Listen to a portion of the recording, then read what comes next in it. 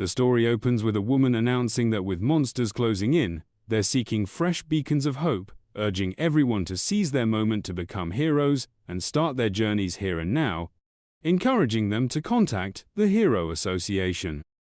As her advertisement plays on a towering billboard, she gazes up at it. People on the street comment on her charm, noting it's likely a new commercial.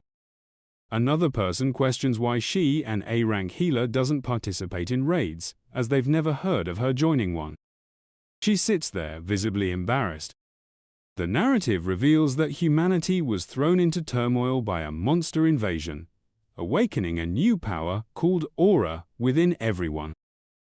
The aura's color indicated power levels, becoming the basis for ranking these individuals, known as heroes, humanity's sole defense against the monsters, resembling a blend of All Might and Batman. A director suddenly shouts, "Cut!" criticizing the woman for her overly serious expression, reminding her she's the mascot and her primary job is to smile. She apologizes, promising to try again, her eyes lacking emotion. The director remarks she's even more beautiful when smiling and instructs her to beam like a proper mascot. Her name is revealed as Cure Girl. Filming resumes with photos, the crew praising her, urging her to smile broader.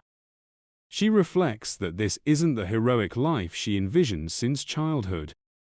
She discovered her healing powers in middle school and was thrilled to register as an A-rank hero, eager to join her idols. But things didn't unfold as hoped. In a flashback, she's desperately trying to heal someone spitting blood, her hands trembling violently as others bleed out around her. A man pleads for her to heal him quickly, but a creature crushes his head before she can act. She admits she was frozen with fear, unable to use her skills on her first mission, rendering her a hero incapable of fulfilling her role. Her only asset was her appearance, leading her from one photo shoot to another. She hid from others, fearing they'd see her powerlessness. While walking, she collides with a telephone pole, which bizarrely insults her, calling her an idiot. She mutters about being mocked by an object, then hears a strange noise and spots a cat in a box, noting it doesn't seem like a stray.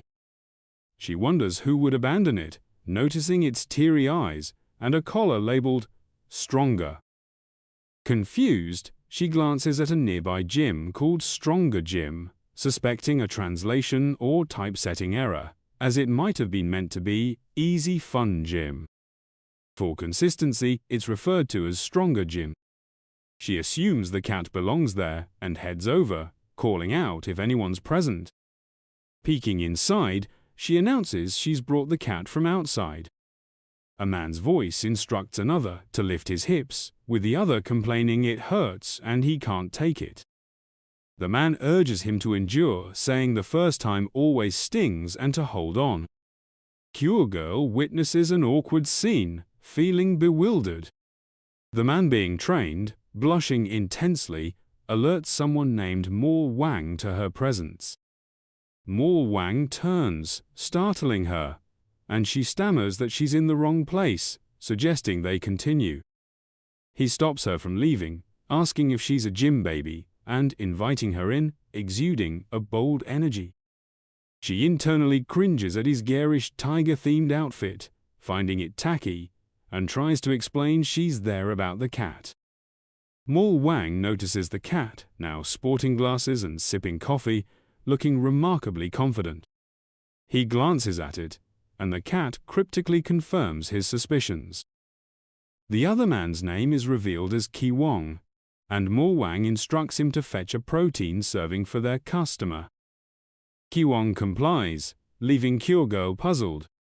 Mo Wang critiques her frail arms, calling them noodle-like, and hands her a drink, claiming she must be parched. He assesses her physique, warning that her knees are weak, her ankles are past due, and she'd be in dire straits if she delayed visiting. He reassures her he'll make it simple, grinning as he asks what she thinks he means clarifying it's personal training. She insists that's not why she's there, but he ignores her, directing her to start squats. For some reason, she goes along with it, trying to get his attention, but he doesn't listen. He has her do deadlifts with small dumbbells and bench presses, pushing her to keep going with only a 1-minute break. He announces 2 more sets to finish, and she grumbles that he's not listening, as it hasn't even been 10 seconds. Her phone suddenly blares with a loud alarm, and as she grabs it, a red beam projects a hologram flashing emergency and warning of a B-rank monster in the vicinity, with only one hero nearby. She questions why a monster alert is sounding now. Noting its proximity and her status as the sole hero present, she ponders her next move. Her hands tremble, and she admits that even if she went, she's unsure she could handle it. Mo Wang notices her shaking and asks if she needs to use the restroom, pointing out it's to her left through the door. She starts to clarify that's not the issue, but decides it's futile to explain.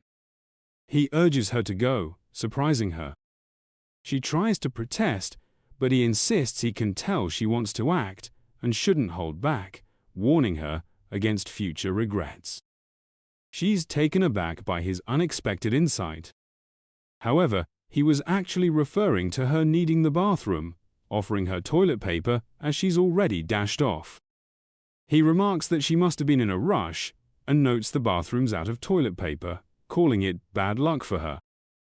We see her sprinting down the street until she halts, hearing people scream about the monster. She observes it, confirming she's the only hero around. The B-rank monster, Naoman, whose real name is Betty, looms ahead. She resolves to do what she can, instructing the fleeing crowd to avoid colliding and stay orderly. As Betty prepares to crush a young girl, Cure Girl gasps in shock and yells, "No!" Betty taunts the girl to bite the curb, but Cure Girl realizes she's the only one who can help, questioning her hesitation and affirming her duty as a hero. Gritting her teeth, she tells herself to push forward, like posing for a camera. A voice shouts for her to run, and she snaps her eyes open, lunging forward to snatch the girl from Betty's attack. Stunned that she moved, she slides across the ground as Betty glares at her. She checks on the girl, who, recognizing her, says the monster terrified her. As Betty winds up a fist for an attack, Cure Girl closes her eyes in fear. Suddenly, Tiger King appears, striking Betty and sending it crashing into a nearby wall. Cure Girl expresses relief that another hero was nearby, only to be shocked when Mo Wang exclaims, "My goodness," stretching and declaring the alpha male has arrived. He repeats that the bathroom is to her left. Cure Girl shouts for him to focus as Betty charges. The monster lands a direct hit to Mo Wang's face, making him spit blood. He's flung backward but catches himself, hurling a rock that smacks Betty's face. He grabs more rocks, throwing them rapidly. Betty roars, lunging forward. Mo Wang ducks under one attack and blocks another with his hands. Cure Girl, astonished, can't sense his aura and wonders if he's just an ordinary guy. As Mo Wang takes a beating, she questions his recklessness, urging him to flee to avoid death. He's tossed around like a rag doll, but keeps smiling, holding his guard. Laughing, he taunts Betty, calling it a lard ass, and asking if that's all it's got. Cure Girl wonders if he has a hidden weapon. Mo Wang strikes an epic pose, declaring Betty can't win because the A-rank hero Cure Girl is present. Even the little girl looks up at her, but Cure Girl, confused, asks what he means. She glances at Mo Wang, still posing dramatically, and questions if she's really the secret weapon. Shaking her head anxiously, she hesitates as Mo Wang's smile fades. Betty lands another blow to his face, and Cure Girl apologizes. Mo Wang flips wildly before crashing head first. She cries out that he'll die because of her inaction and can't stay frozen. Screaming, she tries to activate her power as Betty pummels Mo Wang, delivering a barrage akin to a 7-page Muda. Cure Girl sobs, begging her power to work just once, but Betty's attacks devastate the surroundings. Crying, Cure Girl watches as Betty, sweating and winded, stands over a motionless Mo Wang, his stylish outfit ruined. Betty approaches her, and she laments her repeated failures. But Mo Wang's voice calls out, making Betty turn. He says the attack stung his pride, admitting Betty got him once but boasting that his body, forged like steel for years, is underestimated. As the owner of the strongest gym, he stands firm despite his condition. Betty screams, charging again, and punts Mo Wang into a wall. He rises, chuckling, admitting it hurt more than expected, but tells her it's not her fault and to stop crying like a child. She claims she's the hero, yet a civilian is consoling her. As Betty lifts his hands skyward, she begs, pleading that, if only for this moment, she wants it to work. A violet glow begins radiating from her hands, accompanied by a vivid crimson light, followed by a massive blast. Betty is stunned, and Mo Wang remarks that when it lands, it really packs a punch. The aura starts to surround him, forming a cross on his chest. Cure Girl now has a small cross in her eye as well. We discover her power allows her to mend wounds and restore health to her target. Her name, we learn, is Lai Jian. Mo Wang chuckles, saying that taking down a beast with a newly awakened pretty girl sounds like a blast. Betty sweats nervously as Mo Wang flashes a wicked grin. Seizing Betty's hand, he hurls him with full force, declaring it the ultimate thrill. Betty slams into a wall. Mo Wang then yanks a massive pole from the ground, vowing to send him even farther this time. Betty screams again, launching himself off the ground toward Mo Wang. But Mo Wang swings the pole like a bat, so forcefully it splinters, debris scattering everywhere, and sends Betty crashing into a nearby bus. Mo Wang curses, questioning why the pole was so flimsy. Kiwong's voice rings out, shouting that it's time for the nuclear weapon drop. As he tosses something forward, Mo Wang snatches it, saying he knew he caught a whiff of something. Since 1986, they've upheld a 40-year legacy of Jiang Chongdong, he explains. Jian is baffled, and he clarifies it's just jumbo pig trotters. Mo Wang devours it, exclaiming, "This hits hard." You can practically feel the protein surging through his vein. He's unstoppable, chowing down on pork. Betty, regaining consciousness, looks ahead.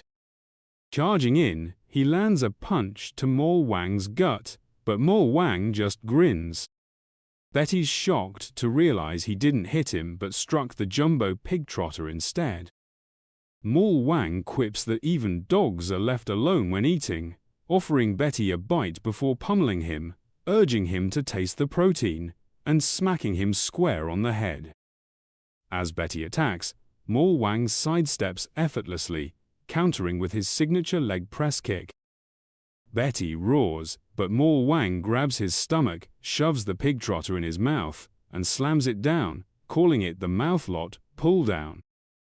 Betty's tail swipes Mo Wang across the face. Spitting blood, Mo Wang laughs, insisting he's not done yet.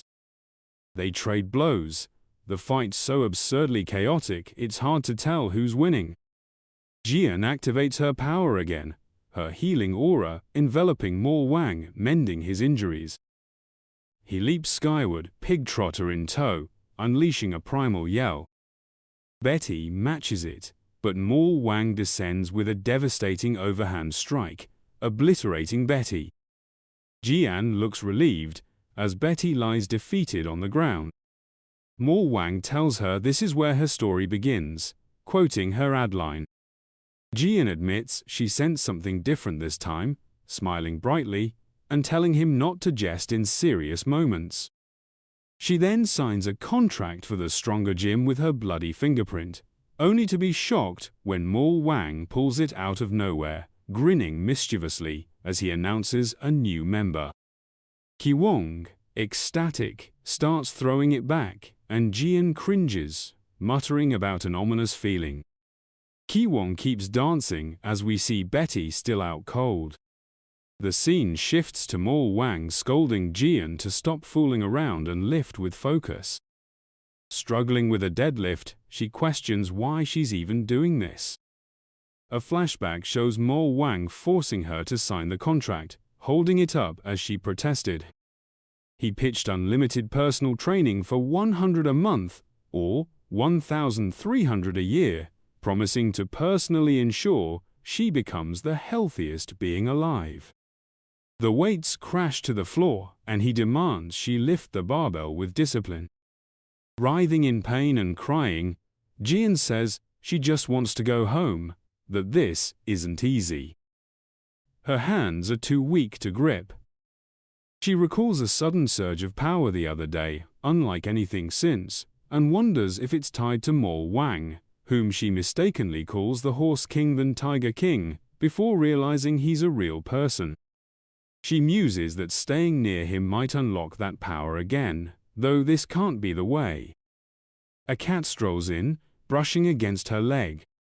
She thanks it for the comfort, and Mo Wang gives the cat a thumbs up, calling it a perfect carrot and stick move. She suddenly panics when Ki Wong presses a chilled water bottle against the back of her neck. He remarks that the first time is always tough, and urges her to keep hydrated. She expresses her gratitude. He adds that even though it's challenging now, the effort she puts in will build her strength later on. He says that if she plants the seeds now, they'll surely sprout. She chuckles, agreeing with him. As an item slips from his bag, she points it out, and he admits it was meant to be a secret. Curious, she asks what it is, and he reveals it's a movie script he's working on, as he's an actor on the side. She asks if she can see it, and he replies, "Sure thing." She's shocked to learn he's playing a minor villain, commenting that he must be bummed not to be the lead. He brushes it off, saying he's not disappointed. He explains that the role makes people despise him both on and off the set, but for a hero to stand out, a villain is essential. He finds satisfaction in embracing the role, as he genuinely enjoys playing villains. She's amazed to discover this side of him, calling him surprisingly endearing. She notes his bold mindset, unbothered by others' opinions, and jokingly says she wants his autograph before he becomes famous. Then, she hears him grunting loudly. Glancing over, she sees him performing deep, full-range squats. Concerned, she asks if he's all right. He starts making an intense, strained face as something gym-goers can relate to.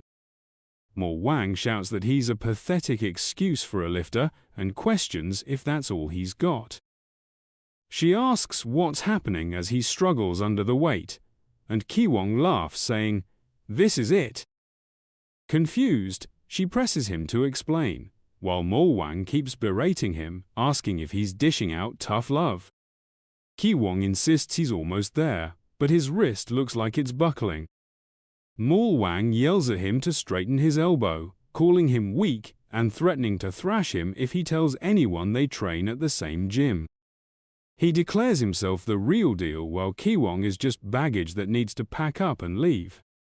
Whatever kind of drill sergeant yelling this is, it seems to work. Ki Wong pushes for a bit more, then hoists the entire barbell overhead with a scream, pleading for Mo Wang to keep insulting him. What a wild guy. Mo Wang asks if he wants to be pushed until he's, in his exact words, "shoff" in bloody diarrhea. Jian is already considering switching gyms while Ki Wong looks proud and revitalized, letting out a dramatic sigh. Her phone suddenly beeps as Mo Wang continues roasting him, and Ki Wong, the masochist, seems to revel in it. The alert is a public support request to clean up the aftermath of a recent incident. Kiwon declares it's time to go, but as she tries to explain it's only for heroes, he bolts out the door before she can finish. Surprised, she asks Mo Wang if he'll be okay, noting it could be risky. Mo Wang, puzzled, asks what she means, saying he thought she knew Kiwon is actually a B-class hero, a fact she was unaware of. She wonders why her alert only indicated one hero in the area. We see various heroes, from A rank to C rank, diligently clearing debris. Some use telekinesis to move large chunks, while others, like Kiwon, rely on raw strength to tidy the area. Mo Wang spots him and asks if she's ready to get to work. She nods affirmatively. Then, a guy exclaims, "Holy crap!" as he recognizes Cure Girl.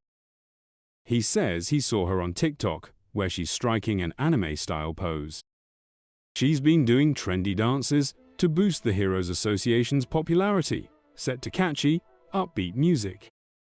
The guy begs her to perform it live for his Instagram, claiming it'll go viral. She explains she's on a mission, but he grabs her arm aggressively, accusing her of lying and saying she doesn't do missions. He suggests she shake her hips a bit and join him for dinner. Mo Wang shouts out a random food name, making the guy turn around, confused. Mo Wang then mimics Jian's dance moves, and honestly, his version looks way sharper. The dude's rocking Tiger King underwear, fun fact. I've got a pair of those myself. As he dances, everyone starts cringing.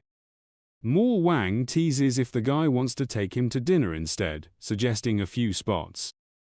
Jian is mortified by the second-hand embarrassment. The guy storms over to Mo Wang, grabbing his shirt and calling him a jerk. Mo Wang casually offers to dine wherever the guy wants. The dude insists he knows who Mo Wang is, calling him that jerk. Mo Wang looks confused, and we cut to a flashback from 3 years ago. Some kids are smoking in a no-smoking zone, joking that every time they cause trouble, people cry and beg for their parents.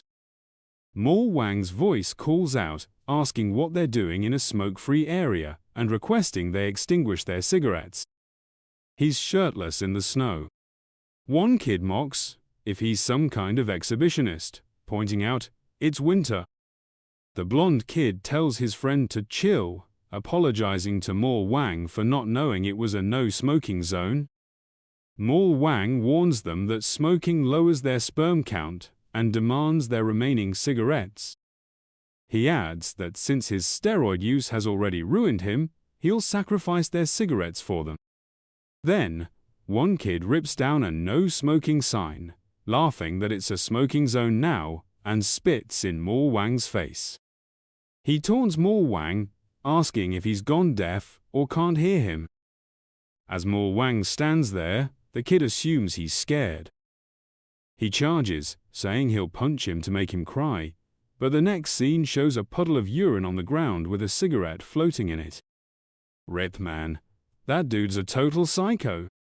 The guy's bawling his eyes out, snot dripping from his nose, as Mo Wang locks him in a chilling death glare. Mo Wang says he recognizes him, asking if he's finally kicked the smoking habit. The guy clenches his teeth, spitting out that Mo Wang's a jerk for not reading the situation, saying he's been hunting for him.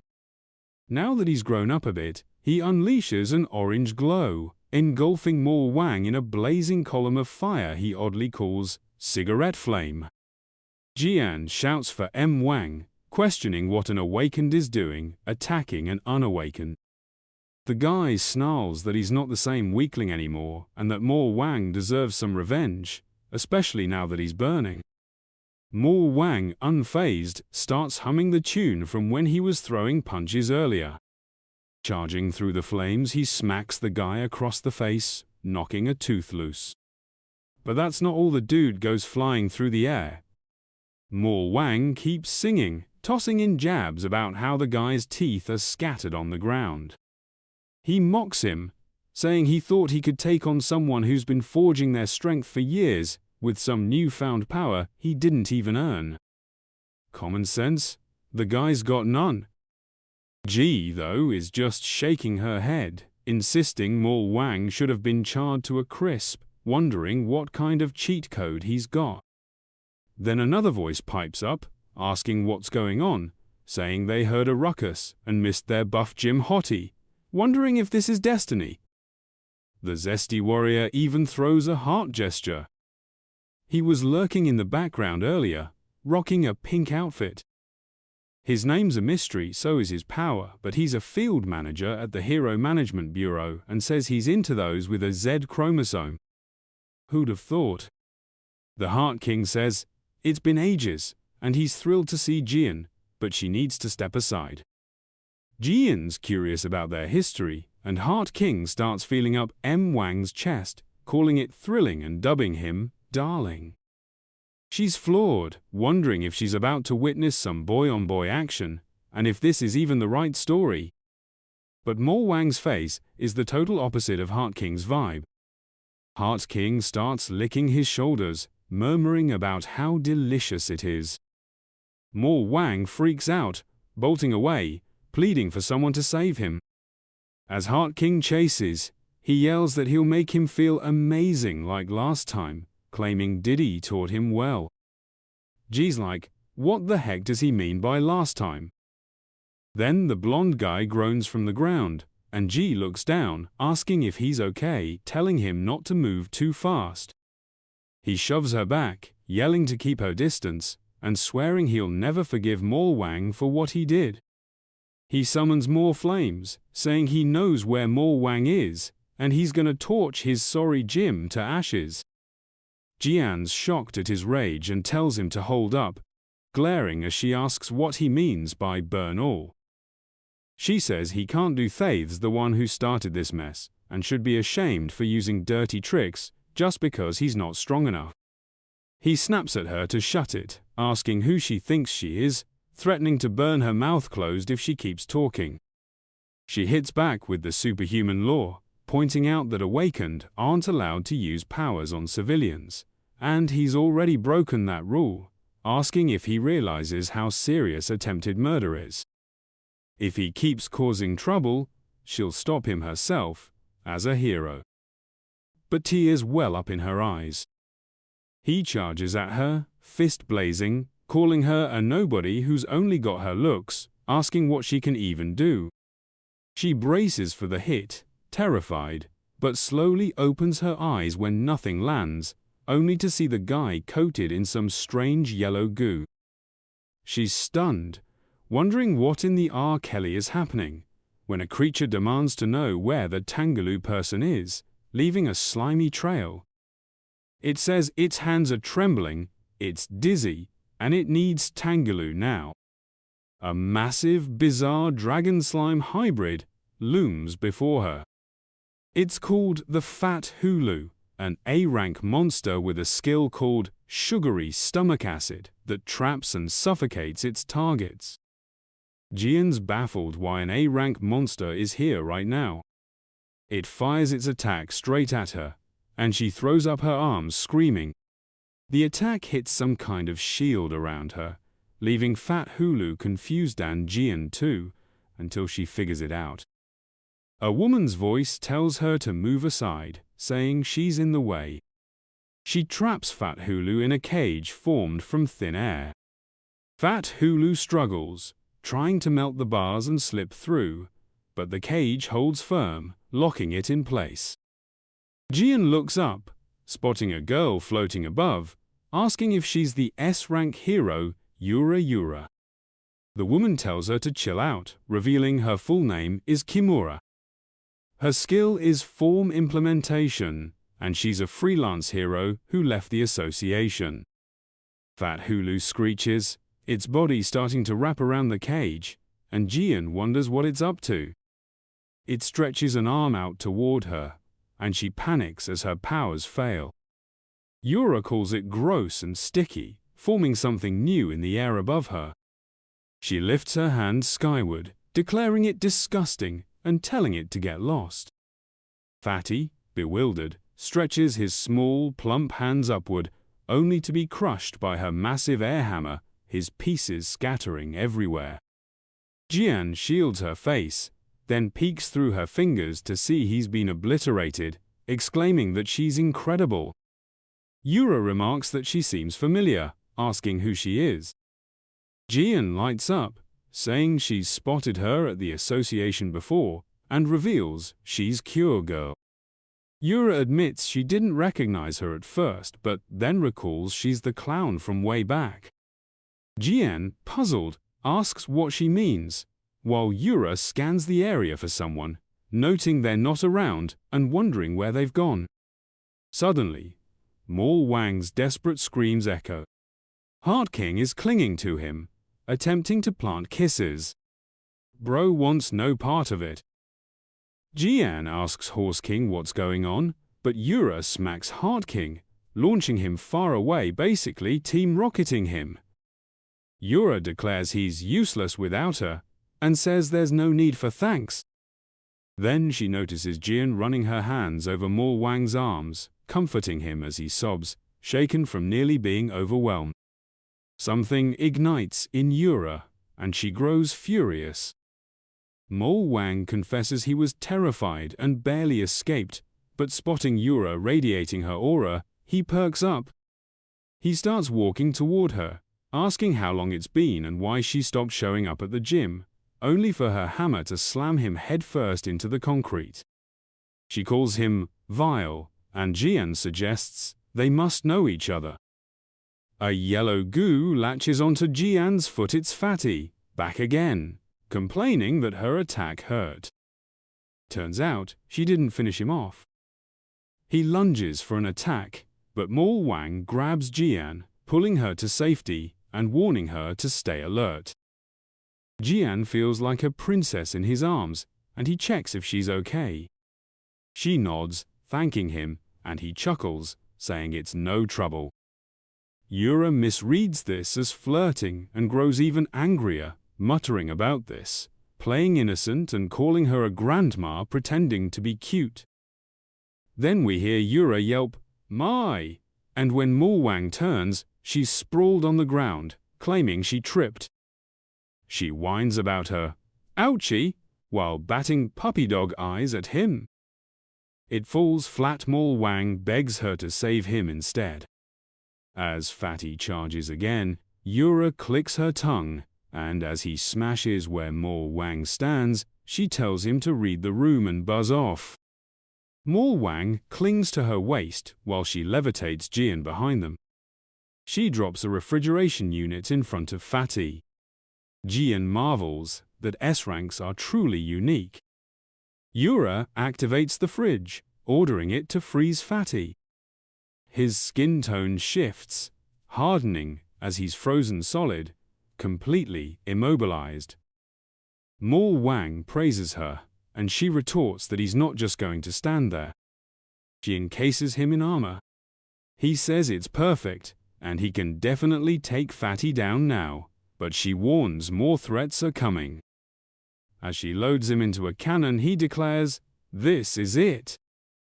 Locked and loaded, he laughs maniacally. She fires him straight at Fatty's mouth, breaking the sound barrier as he rockets toward the monster.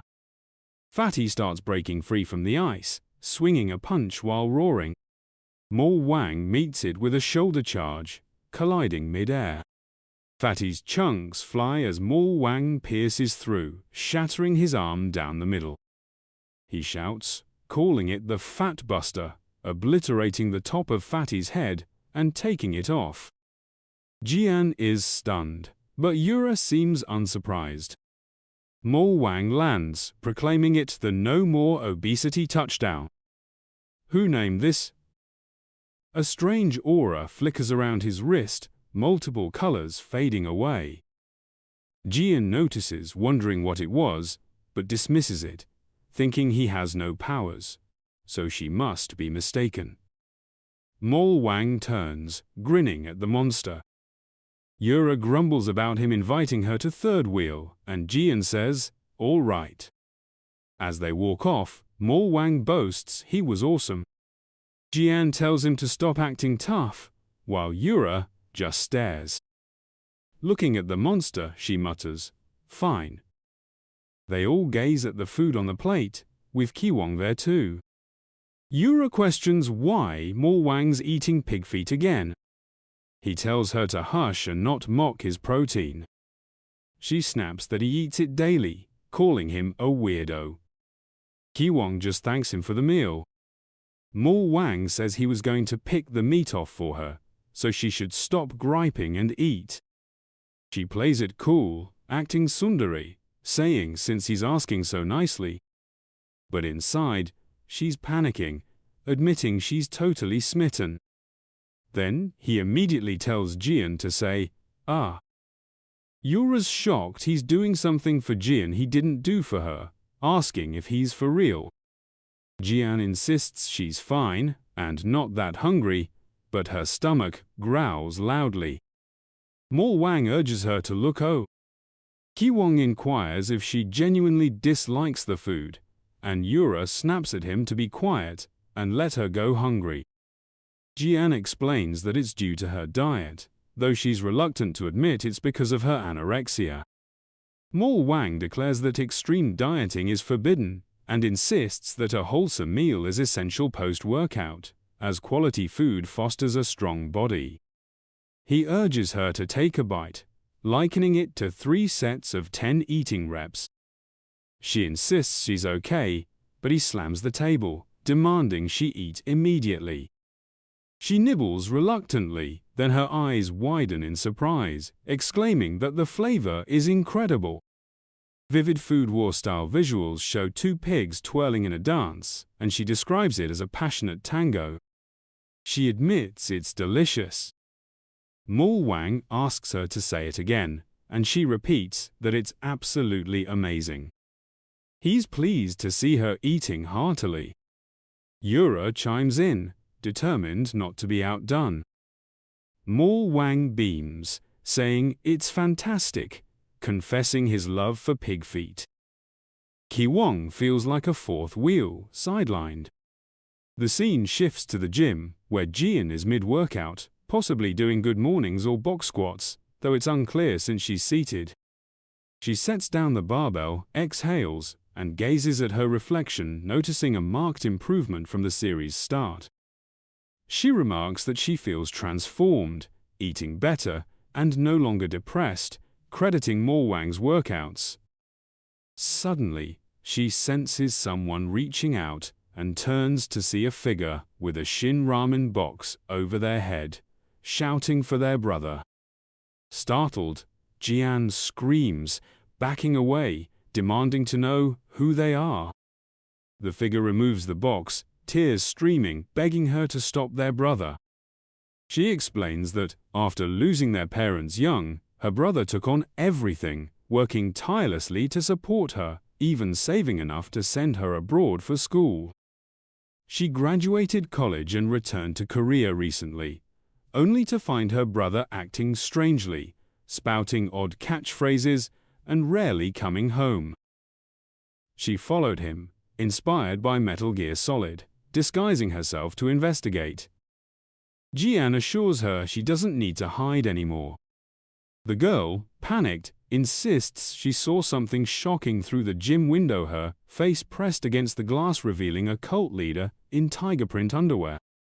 She's certain her brother's been brainwashed by this figure, clearly Mo Wang. Jian clarifies that it's just a gym where people exercise, but demonic training noises interrupt them. Both look terrified, wondering about the sound. A red curtain reveals weightlifters as someone chants "Die in Hell." A sinister silhouette appears to stab someone, blood splattering. Jian pulls back the curtain, demanding answers, only to face 4 menacing figures glaring at her. Petrified, she hears them say, "The time has come," chanting, "Go to hell," as they rush past her and the other girl, charging outside. Jian's baffled, and the girl screams, seeing blood strewn across the floor. The girl faints dramatically, her brief appearance ending unceremoniously. Jian wonders who they were, and they decide to follow. The girl suspects her brother is among them, though their makeup obscures identities. Jian agrees they can't let this continue. They spot the group approaching an elderly woman with a large bag, ominously demanding she give it. Jian shouts a warning, but the group carries the woman away, one grabbing her bag, yelling, "Go to hell."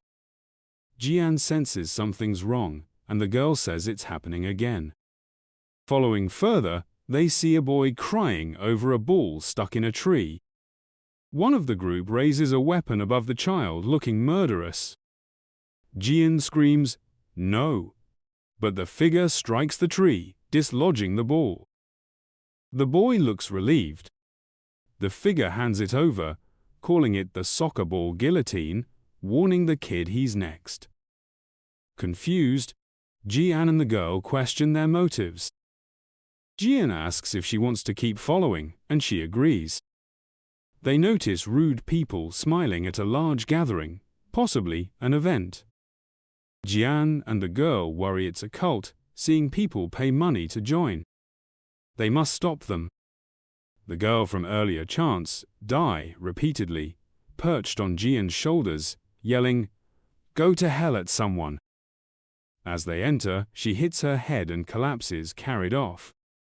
Inside, the girl calls it a flawless plan, and Jian beckons her into a room. As the door creaks open, red lights illuminate a stage where gym members in robes stand, grinning, proclaiming, "The gates of hell are open." The girl recognizes her brother's voice, and Jian asks if she's certain. A bloody object is wheeled out, and a member asks if the crowd's ready. One removes his mask, revealing Maul Wang, shouting, "Go to hell!" The crowd goes wild, chanting, "Go to hell!" and die. Jian spots stronger gym members, including Heart King, Kiwong, and Yura, wondering if they're all involved and if Maul Wang is truly a cult leader. A member of KISS declares that the Lord of the Underworld has demanded it, and the time has come to offer the sacrifice. As they unveil what's on the tray, Jian wonders if it's truly going to be a human. Maul Wang lifts a meat cleaver high, proclaiming he'll handle it himself. He swings it down, and blood sprays everywhere as he slices something clean in two. Jian tries to intervene, but it's too late, and she sits frozen in horror as blood splatters across the arena. The KISS members burst into laughter, urging everyone to rejoice. This is what they wanted, what they craved.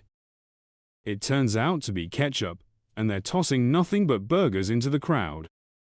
People catch them eagerly, while Jian stares, stunned. Maul Wang announces that they've now fueled up for muscle growth, calling everyone to follow his lead and shout. They start squatting, chanting lyrics about mega deadlifts, bench presses, and power lifts, on and on. It's revealed this is a charity concert for the band Mega Death, with all entry fees going to city improvements. The band's earlier antics were just them looking out for their community. The concert rolls on, and they strike an absurd T-pose that the crowd mimics. A girl sighs in relief, and Jian calls out to her. She admits she was worried her brother had changed, but it was all a big misunderstanding. Despite his frightening makeup, her brother's still spreading joy like always. Jian begins to see it all in a warmer light, and the stage lights seem to glow brighter. Everyone's grinning, having a blast, and Jian remarks that while A-rank and S-rank heroes exist, they pale in comparison. These people, right here, have the power to bring happiness, proving they're the true heroes. She flashes a warm smile. For some reason, the crowd starts screaming, and the girl tears up again. We get a clear view of the band. One guy shredding his guitar like he's rowing, the drummer wielding dumbbells, another squatting with his instrument, and the singer pouring his heart out. The scene shifts to an outside view of the venue, zooming out until Earth is just a pale blue dot. Then, from a spaceship, someone with a sinister grin targets the planet as a strange pyramid structure hurtles toward it. It makes me crave a burger. Later, we hear the band clink their shaker bottles in a toast. One says the concert was epic, especially Mo Wang's part. Mo Wang agrees, noting the ketchup bit, only for someone to spit their drink on him. The guy asks if that's what he meant, and Mo Wang, grabbing his face, yells and chases the long-haired dude, who taunts him to catch him if he can, laughing. Yura asks what they're doing, and Jian wonders who these guys even are. The dude mocks that even the Great Horse King can't catch him, not living up to his name. The little sister tells her brother to apologize. Jian realizes that's her brother. As Mo Wang chases him, she questions if these are really the same Megadeth band members she just saw, since they look nothing like their stage personas. Jian insists there's no way they're the same people behind that makeup. Yura sighs, saying she already told her they're a bunch of losers. Mo Wang tackles the guy, bending him like Bane breaking Batman, warning him not to mess with him again. Suddenly, he feels a twinge in his backside and realizes he needs the bathroom. He leaves the guy sprawled, vowing to finish him off after he's back. Ki Wong, tagging along, calls him a weirdo. As they walk, Ki Wong notes, Mo Wang seems extra hyped today. Mo Wang laughs, denying it. A woman calls out to them, looking nervous, phone in hand. Mo Wang wonders if she's his first female fan. She starts to ask something, and he assumes it's for a photo, but she smacks him hard instead, then asks Ki Wong if he's single, having spotted him at the concert. Poor Horse King. She hands Ki Wong her number, telling him to call her later, while Mo Wang sheds some manly tears. Later, the girl's brother says the concert donations were safely delivered. Jian notes that, despite their goofy looks, they're truly kind-hearted. Yura explains that Mo Wang and the bassist have huge influence and are close friends. Jian asks who she means, and Yura says it's Mo Wang and the bassist who went around helping those who lost families or were hurt by monsters. Their supporters formed the band, using concert funds to aid others, just as those two did for them, casting them in a glowing light. Jian smiles, calling the Horse King odd but inspiring, someone who radiates good energy, making her feel happy when she's around him. Yura, shocked, sees her as competition but flips her attitude when Jian mentions they've been together a long time, sparking memories. We see a flashback of a chubbier Yura on a Stairmaster, pump cover on, tripping and falling flat on her back. Other gym-goers notice, rushing over as she struggles to get up. Damn, she's lost a ton of weight since then. Mo Wang calls out to her, noting that she's been training for over 3 hours. She snaps at him to leave her alone. He reassures her that there's no need for embarrassment and, despite his appearance, he's the owner of the stronger gym, urging her to trust and follow his guidance. She shouts back, telling him to get lost, calling him a horse-faced jerk. He transforms into an actual horse, asking what she means by that. She questions if he finds it amusing to watch a fatty stumble around, laughing behind her back. She demands that everyone stop staring at her. He asks why she assumes they're mocking her, explaining that she's misinterpreting their enjoyment of their workouts as judgment, when in reality, their perspectives of the gym are entirely different. Mo Wang tries to clarify the misunderstanding, but she slaps his hand away and bolts out of the building. He watches her flee. Later, back at his gym, she's on the Stairmaster again. As she starts to fall backward, something catches her. Mo Wang's voice rings out, praising her relentless fighting spirit. He mentions he's been on the wildest dirty bulk, and Yura is shocked. He explains he tried something newer, delicious restaurateur and he's forgotten what it feels like to be this stuffed. She asks why he's doing this, warning that everyone will stare and judge him harshly. In that form, she says, he can't be loved at all. Tears stream down her face. Suddenly, a backpack hits the floor. It's her older brother. The bass player asks Mang what's wrong with him.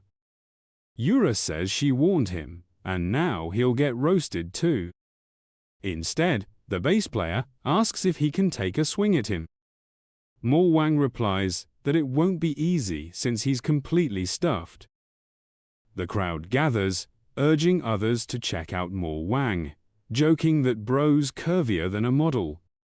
He starts munching on glaze, leaving Yura utterly baffled by the scene. Wang asks if she gets it now people's perspectives don't shift easily. If they know him, they wouldn't hate him just for gaining weight. He's still the same person. He questions why she punishes herself so much but suggests she at least have fun with it, whether it's exercise or something else. She hesitates but sees his point. We see him training her personally, guiding her through deadlifts. They bicker often, but also indulge in food together. Over time, she gradually transforms into the physique we recognize. Wang beams with pride. As she locks in and lifts a weight overhead, she lets out a scream, stunned that she actually did it. Even Megadeth is there, cheering her on. She exhales, the realization hitting her again, and flashes a huge smile, proud of her achievement. She downplays it, saying it's no big deal, and the flashback fades. Back in the present, she wonders why Wang's taking so long in the bathroom. The building suddenly trembles, debris falling from the ceiling. People speculate about an outbreak or a monster nearby due to a loud noise. Outside, a purple glow lights up the sky, and civilians look up. Jian rushes out to Wang and Ki-Wong, asking what's wrong after hearing a massive boom. She spots a giant pyramid-like structure hovering above and wonders what it is, noting that the Bass Pro Shop is invading like crazy. Ki-Wong says it's a notification from the association, and they need to evacuate immediately. Jian questions if they're really supposed to just leave it and go. Yura asks if she's even a real hero. They turn to Wang, urging him to say something. He insists there's no way they can act. Jian's shocked he's not trying to headbutt it. He explains that something that massive is beyond their ability, and they should follow orders. A beam of light descends behind them. As they turn, the light intensifies, striking the ground. Something emerges, declaring the Sight Fascinatinga form they've never encountered, the ultimate evolution designed to survive in an unfamiliar environment. It's thrilled to meet the strong warriors they've become. Stepping forward, it's revealed to be the Duolingo bird, on meth crossed with the moon from Majora's Mask. It's Commander 5, a question mark level entity with unknown abilities, urging them to enjoy their harvest. Everyone stares, thinking it's a prank. Wang chuckles, saying, "It can't be real." From the pyramid, a voice corrects Commander 5, stating these are humans, not the seeds they planted. Commander 5 demands clarification. The voice explains that only 10% of their warriors came to fruition, and even those are being wiped out by humans, meaning their farming has failed. Enraged, Commander 5 questions how they could fail after such a long journey. The Duolingo bird and Pac-Man's creepy figure are distinct entities, calling humans parasites and vowing to eradicate them. Wang steps forward, saying he can't let this continue. Jian asks what he's doing. He tells them to stay put, as this circus-like figure is treating them like bugs. The bass player tries to stop him, warning that the entity arrived in a strange spaceship and is clearly dangerous.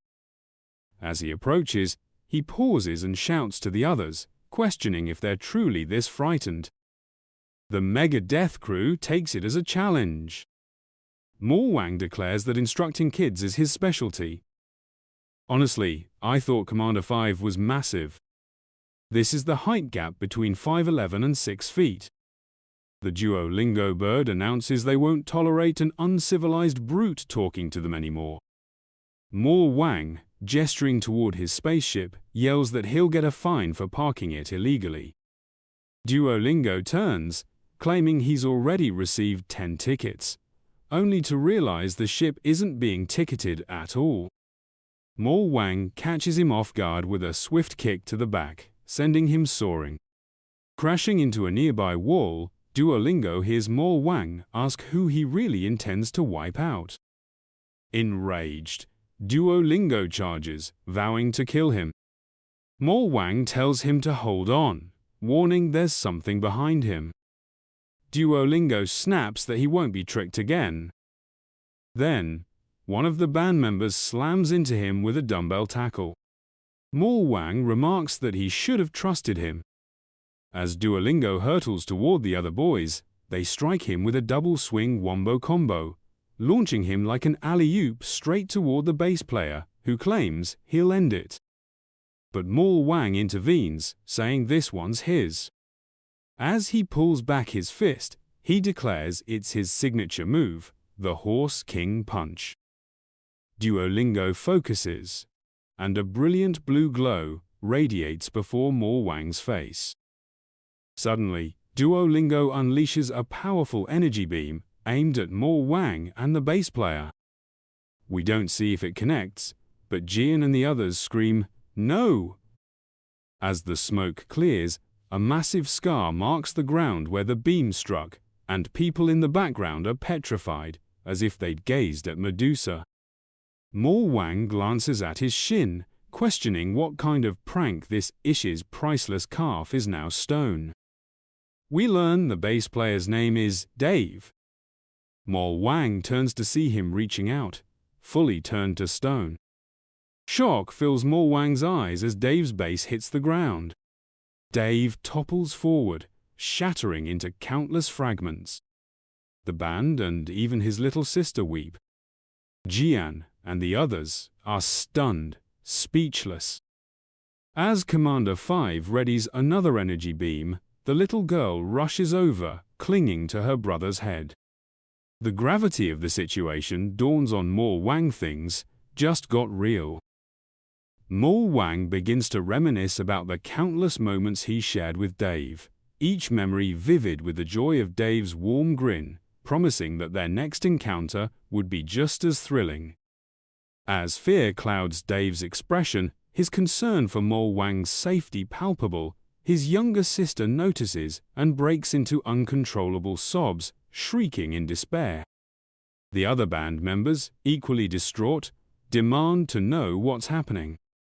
Commander 5 grimaces, complaining that their incessant noise is grating on his nerves. He dismisses them as mere insects, but his assault halts abruptly, something catching him off guard.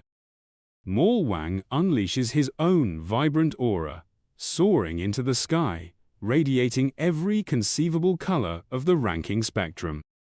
From within the pyramid, a figure observes with a chuckle, murmuring, "This is intriguing." Tears stream down Wang's face, his eyes burning with unbridled fury. He launches off the ground, hurling a fist directly at Commander 5. Duolingo deftly evades, the sheer force of the punch demolishing the structure behind them. Ji recognizes the glow, exclaiming that it mirrors a past event. Wang swings another right, which is sidestepped, followed by a swift left that Commander 5 ducks beneath. The raw power of his attacks sends debris scattering in all directions. With a guttural roar, Wang presses his assault, but Duolingo continues to dodge, remarking that for an insect, he's impressive. Yet, he declares it's time for Wang to rest. As Commander 5 counters, his blow lands, sending a shockwave through Wang's body, causing him to cough up blood. Jian cries out as Wang endures the brutal 7-page muda, each hit rippling across his form, propelling him backward into a wall. A band member screams for him. Dolingo, visibly impressed, watches as Maul Wang staggers forward, blood streaming from his wounds, yet he roars and charges again. Commander 5 laughs, calling it fascinating. Jian shouts for Maul Wang to stop, tears streaming as she pleads for him to listen. Yura's power unexpectedly strikes Maul Wang, baffling Duolingo with the apparent friendly fire. It becomes clear Yura acted to send Maul Wang flying out of harm's way. Jian demands to know what Yura's doing, and Yura, visibly panicked, explains that Maul Wang's lost control and she'll hold off the enemy while they escape. Though there's only one opponent, she's an S rank, not easily defeated. The pyramid begins glowing with a magical circle, and Duolingo glances over as a swarm of monsters spawns, forming a massive horde. The band members reel in disbelief, and Duolingo clicks his tongue, noting their luck but stating he must end this quickly as he has other matters to attend. He orders his forces to eradicate them all. The pyramid warps and vanishes as if it never existed, leaving the circus-like horde to overrun the streets. Jian, overwhelmed by their numbers, watches as the chaos unfolds. Yura snaps at someone standing idle, urging them to move as they're obstructing her. Her barrier begins to crack, and Keong shouts for her to dodge. As an attack nears, a massive yellow beam blasts through the crowd, obliterating the monster and everything in its path. Yura turns, shocked, as a figure approaches, casually remarking he might have arrived too early since everyone seems fine. He introduces himself as the S-rank hero, 21st century boy Joe Hahan, whose skill, Mecha Maker, allows him to craft any machine. Yura snaps, demanding why he's so late, but he ignores her, noticing a deep wound on her side. Furious, he declares he won't forgive those who harmed his beloved fiancée. Jian reacts with surprise at the term, and Joe Hahan unleashes a barrage of weapons, decimating the circus monsters while raging over Yura's injury. He launches a colossal attack, vowing their destruction. Meanwhile, Dave's sister clings to his shattered remains, desperately trying to piece him together. A circus member lunges at her, but a figure intervenes, blocking the attack. Grabbing the monster's head, he crushes it, sending gore flying. He proceeds to tear through the horde with ease, then gently lifts the girl to safety. Ji instantly recognizes him Manager Lee, a familiar face often seen behind the gym's receptionist desk, or at concerts. A civilian with no abilities, he's simply formidable. He places the girl beside Yura and Dave's body, entrusting them to her care. Yura questions why he returned to such danger, but he brushes it off, saying he'll handle the monsters first. After witnessing his prowess, she realizes he's not exaggerating as he effortlessly dispatches another foe. The Mega Death Band members charge in, yelling that this is for Dave, sparking an all-out brawl. Yura warns she won't be responsible for their injuries, but Ji joins the fray, declaring she's done standing by and wants to help save Maul Wang. Yura smiles as everyone fights in their own way.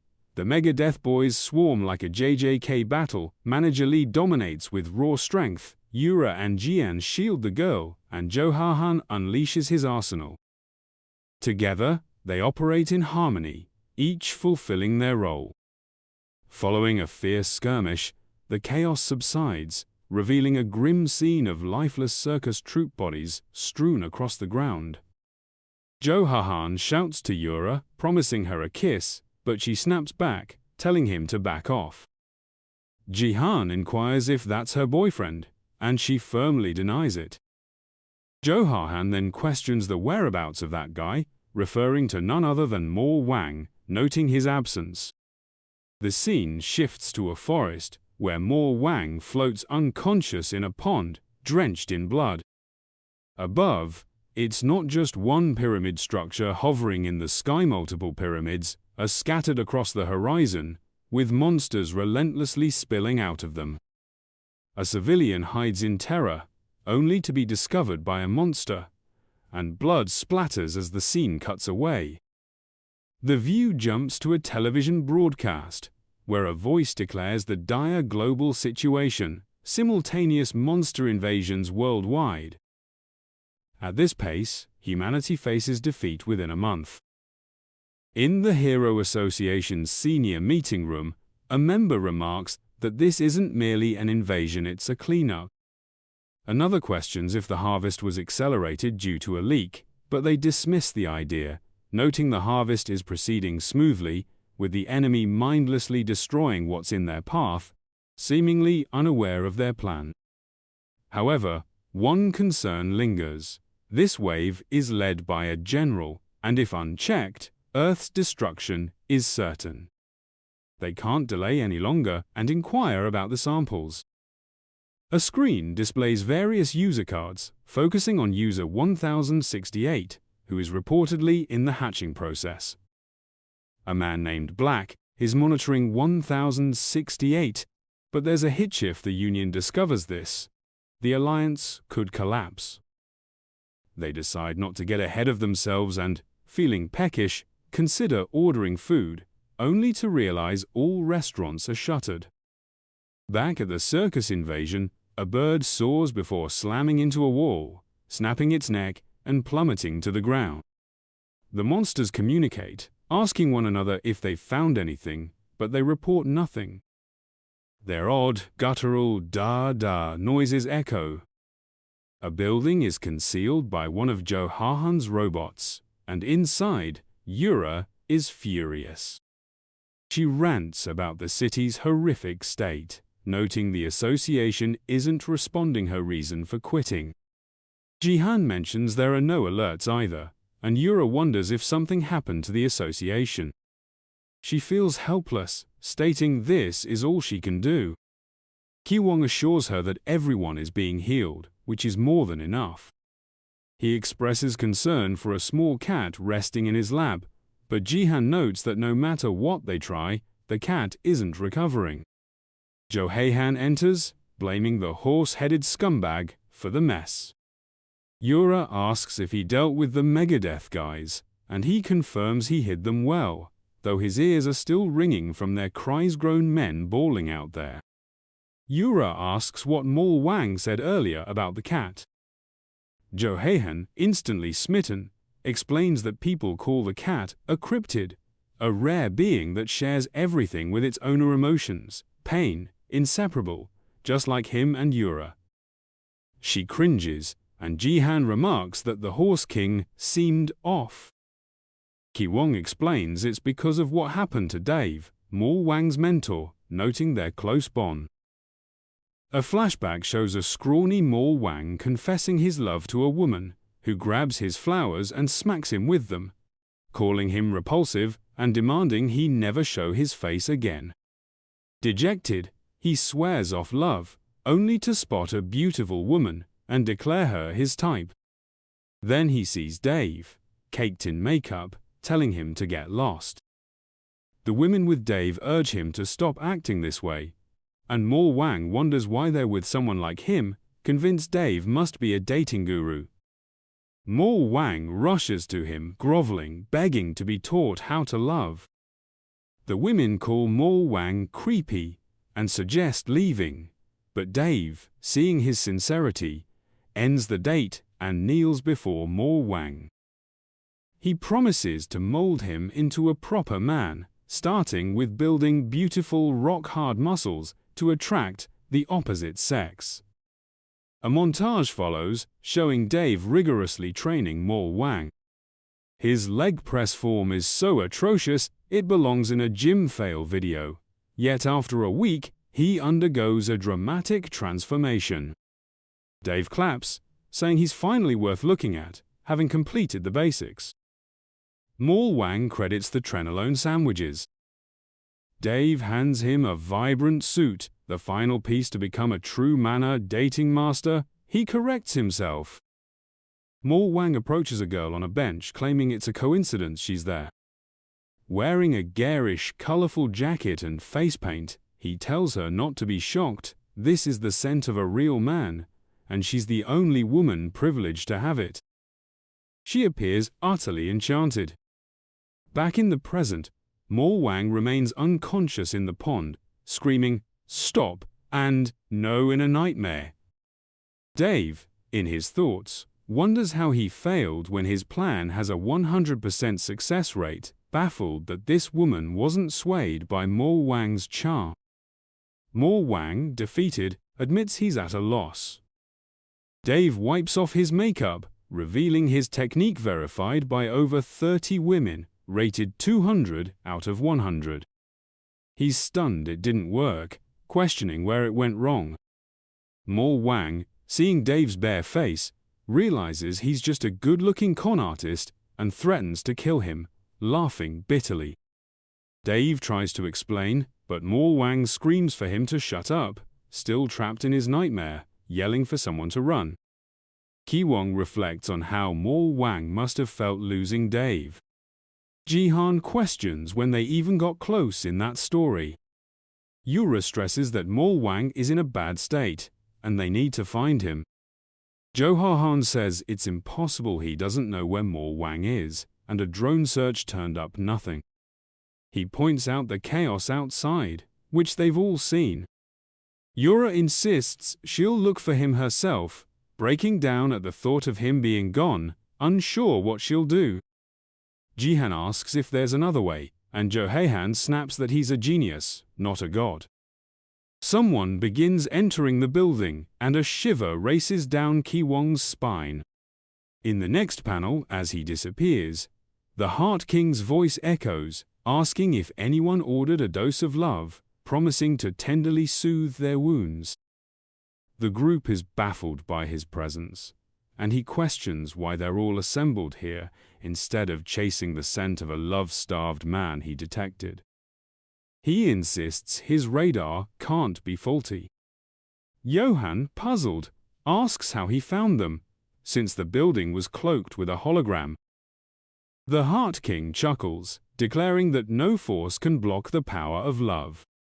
His hair suddenly points sideways, and he muses about what his radar is detecting as a locker trembles, revealing Ki-wong inside watching.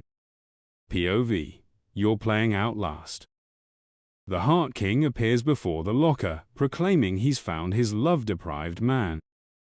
The others watch as he overwhelms Ki-wong with affection.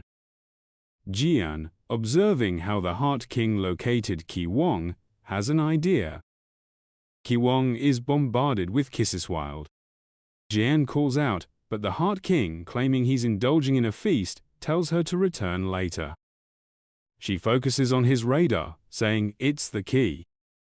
Later, he's carrying her, warning her to stop touching him because women repel him, just to be clear. If she tries anything, he'll react, but she interrupts, urging him to watch for monsters. Circus boys charge in for an attack. Jian shuts her eyes in fear, but the Heart King swiftly handles them with just his legs. As they leave the circus crew, Jian, gripping his shoulders tighter, asks if the signal is still far. He scolds her for not listening, annoyed at her persistence. Meanwhile, Mo Wang hears a voice asking if he's enjoying himself. Coming to, he finds himself ankle-deep in blood. The voice persists, questioning if he thinks he's a superhero. Mo Wang, who despises blood, panics and asks who's speaking, calling them a freak for scaring him. The voice mocks him, saying he's no alpha male. Emerging from the blood, a white version of Mo Wang appears behind him, startling him. He calls Mo Wang a fraud, unwatchable. Terrified, Mo Wang punches him in the face, sending him flying. He apologizes for the surprise, but Ghost Mo Wang, rubbing his cheek, says, "It hurt." A memory surfaces of Mo Wang as a young boy, bullied at school. Kids hit him with a banana peel and spit food on him, overlapping with the present. Confused, Mo Wang wonders what's happening. The bullies kick him, calling him a loser, and the voice agrees, labeling him a failure.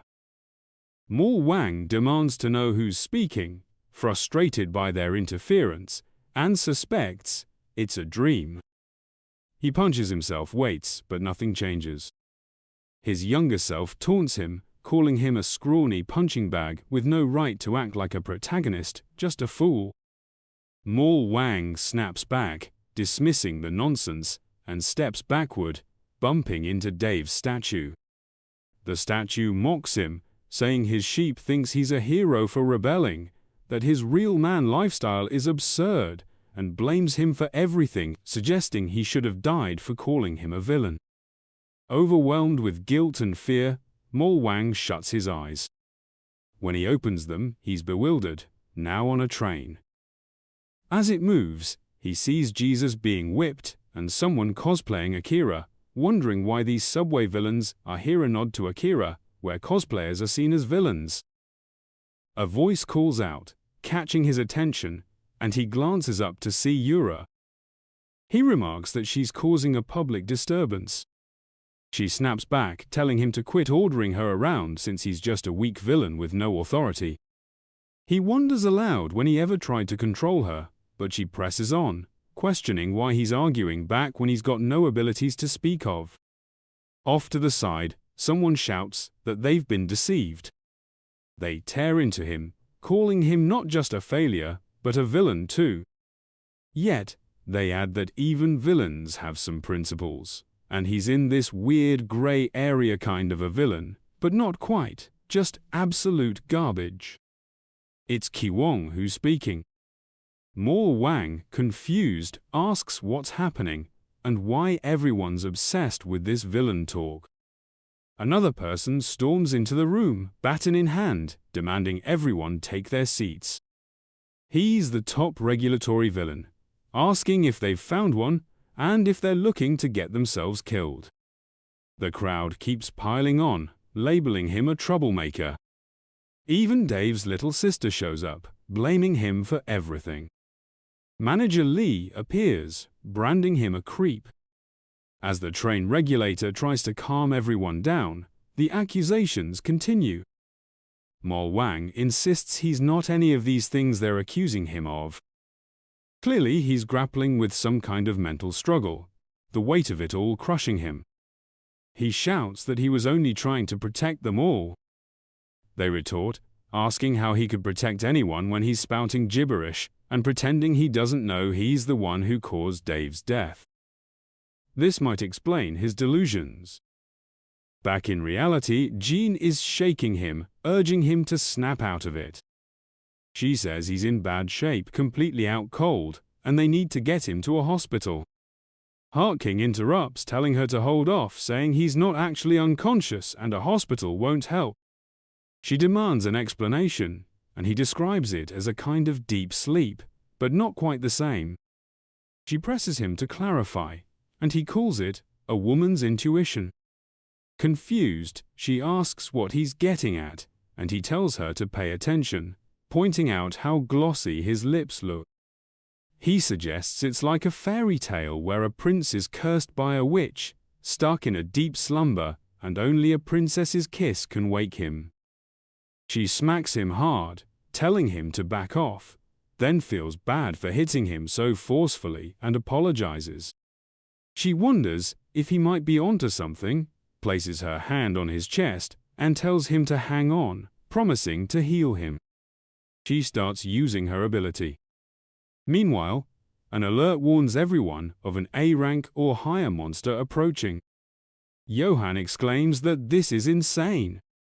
Yura shouts for everyone to be careful as a massive explosion sends them flying out of the building. He tries to tell her to pull herself together as they're all bloodied now. Kiwong, stunned, wonders what just happened. Looking up, he's shocked to see two giant clowns charging in with attacks.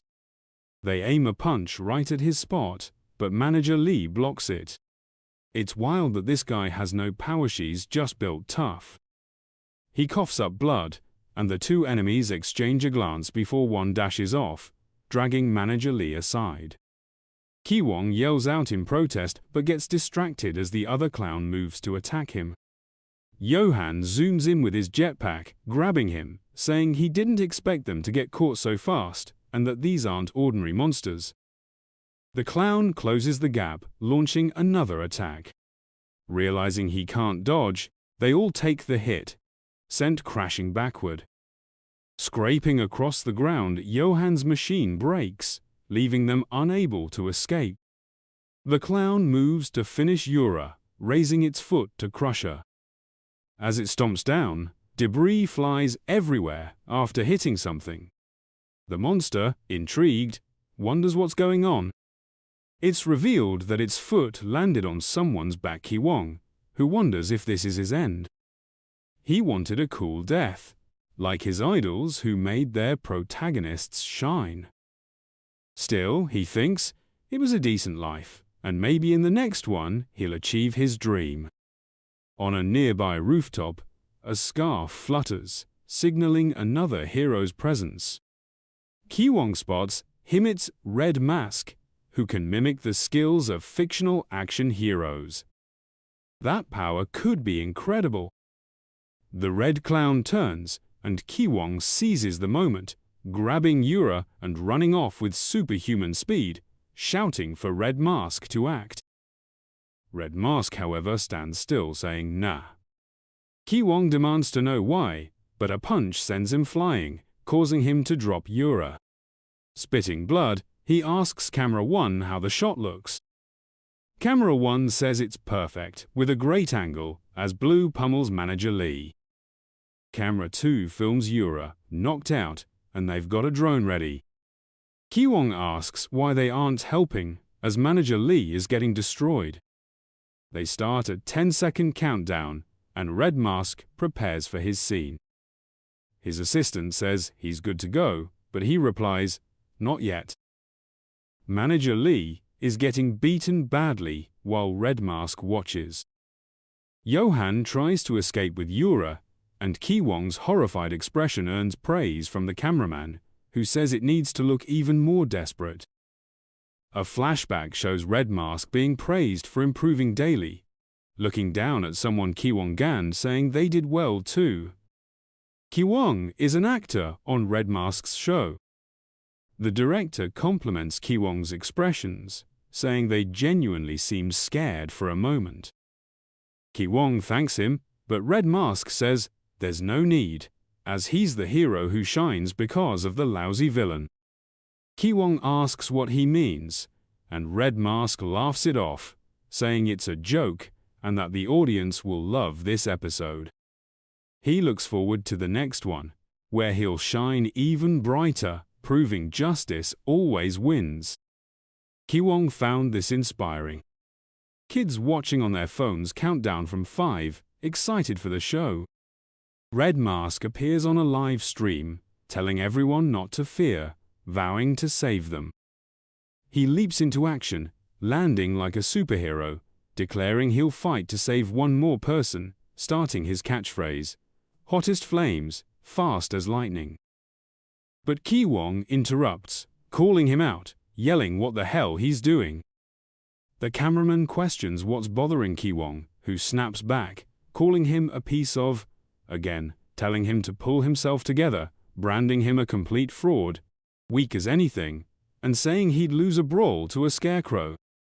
Kiwong's just beginning to bulk up, tossing insults rapid fire, declaring they're all doomed today and he's okay with that. He supposes.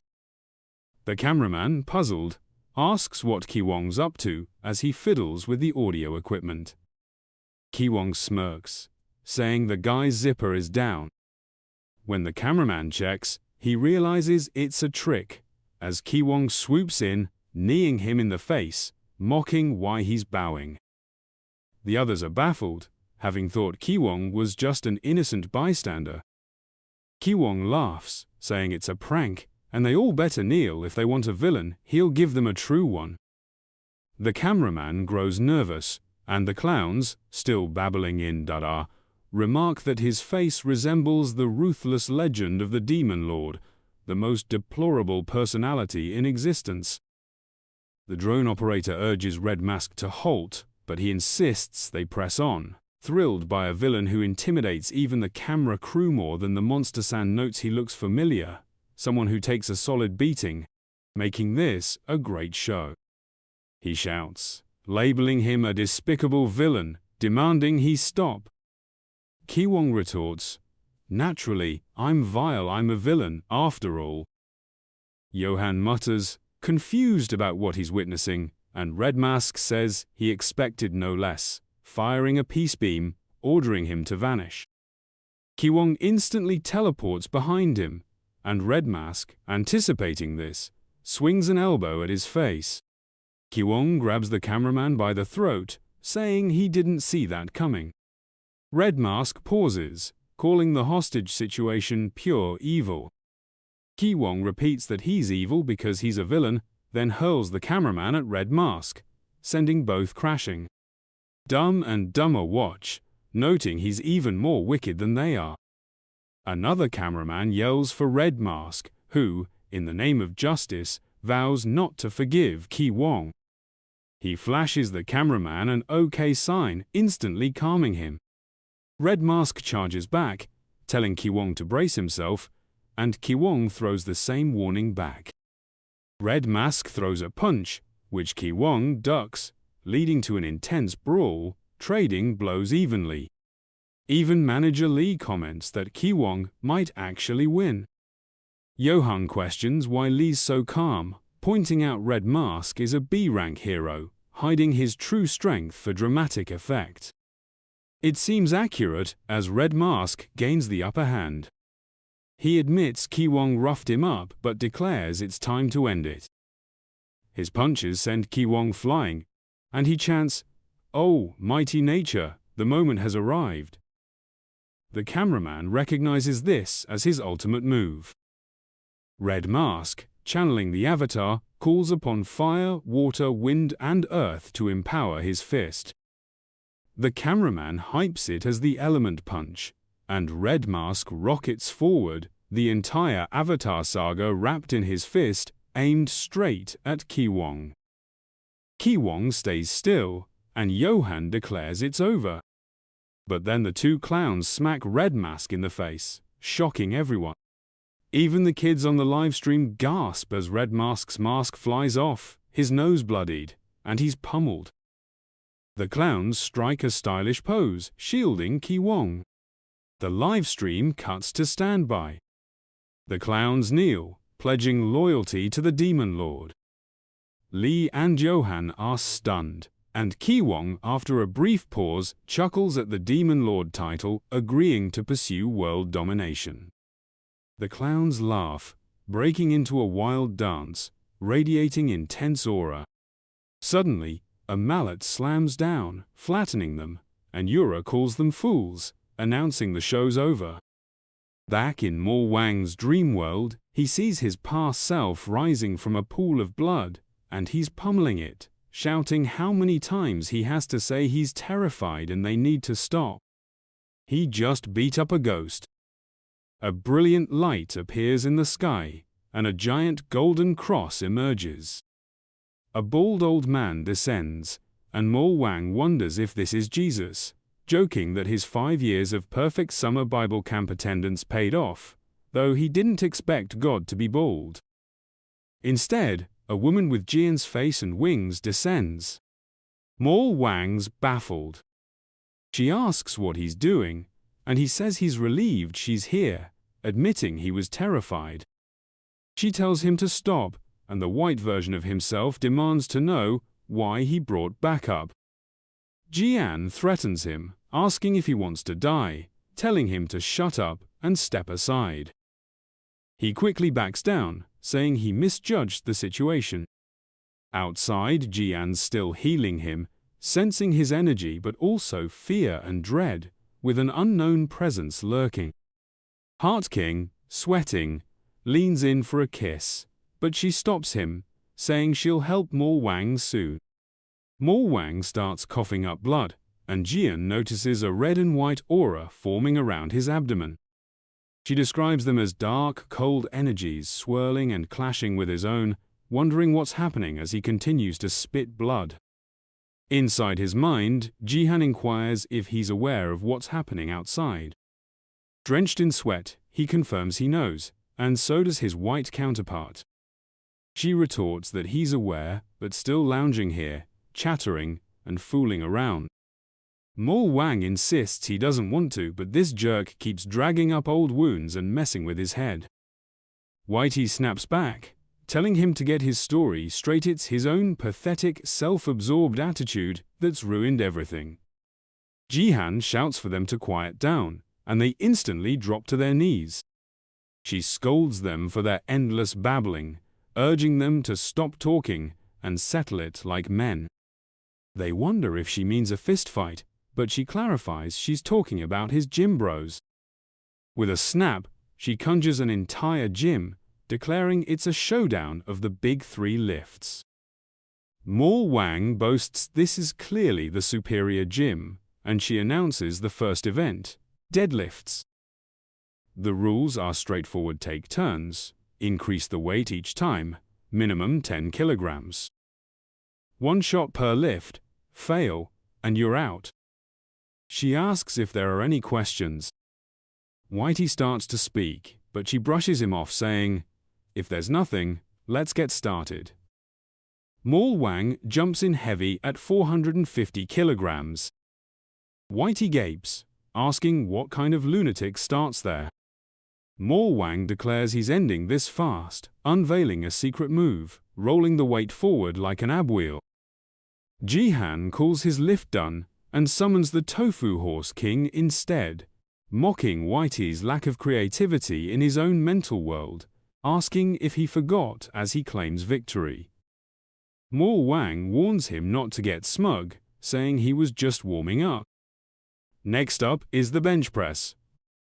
Mo Wang presses 200 kilograms, while Tofu cranks it to 400 kilograms. They escalate, jumping from 450 kilograms to 500 kilograms, then 600 kilograms, until Mo Wang triumphs at 700 kilograms. Tofu grumbles that, Webtoon or not, this is excessive. Mo Wang points out it's 1-1, and Tofu agrees. Deity Jihan interrupts, saying they're tied but need to hurry, people are dying outside, so it's time for squats. Tofu volunteers to go first. Mo Wang is stunned as Tofu grips the bar, declaring playtime's over, and effortlessly lifts a ton. He taunts Mo Wang to top it. Mo Wang cries foul, pointing out Tofu's 700-kilogram bench was just as absurd. Tofu slams the weight down, cracking the floor, and Mo Wang looks rattled. He drops to his knees, and Tofu mocks if he's quitting, chuckling that admitting defeat isn't so bad, it just proves how weak he is.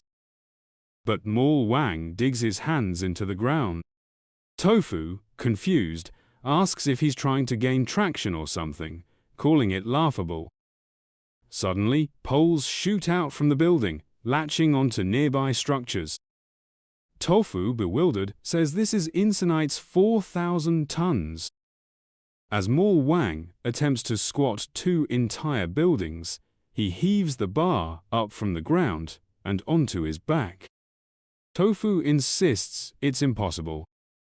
Mo Wang screams, and Tofu scolds him for playing cool again, reminding him he's powerless and asking how many times he needs to hear it. Dense or not, Mo Wang tells him to shut it and pushes on. Tofu repeats that it's impossible.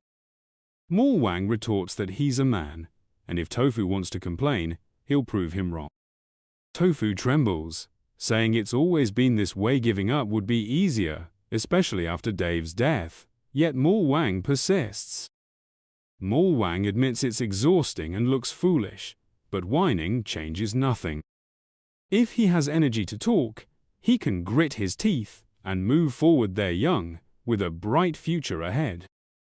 Tofu, moved, sheds manly tears, sobbing and calling him a dumb jerk, urging him to lift the concrete.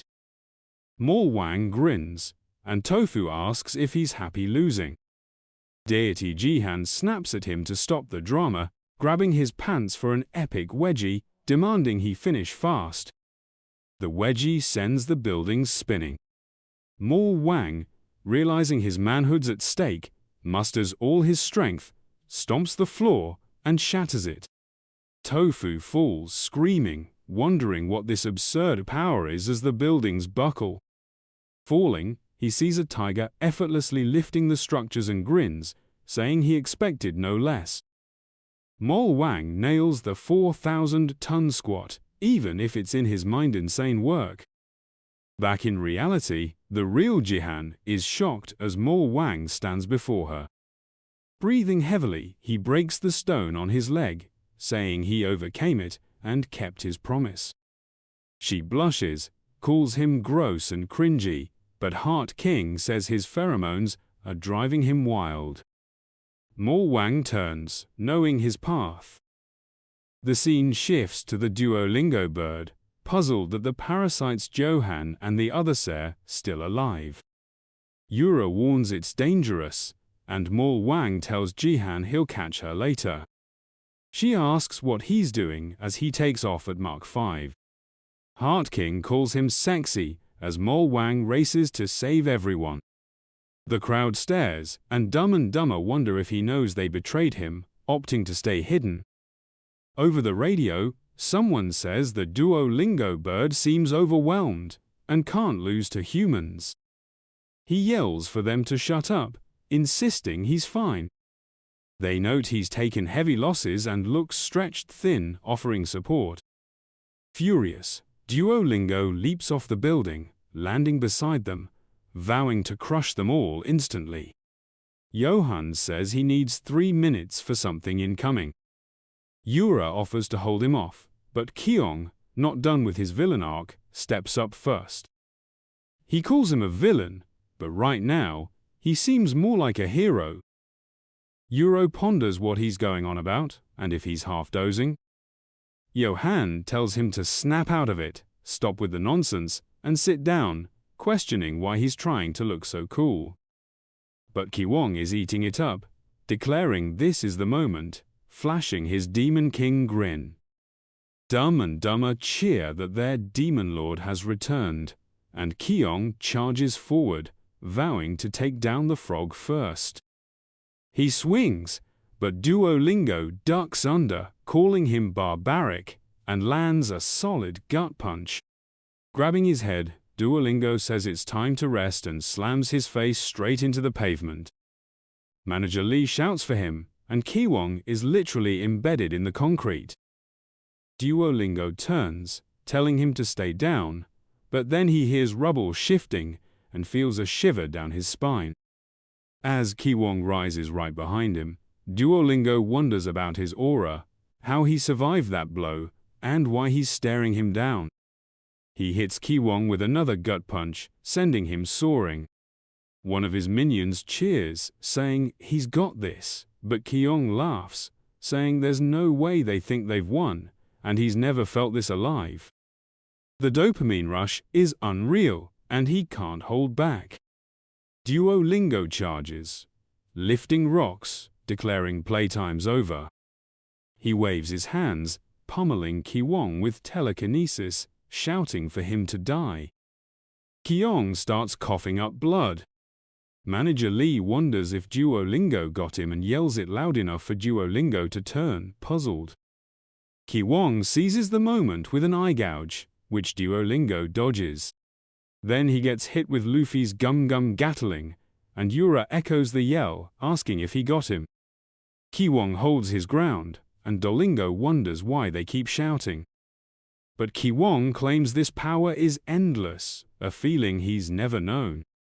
He's now a B-rank hero, the Demon Lord, growing stronger with every cliché action hero line he hears. They all chant, "Did he get him?"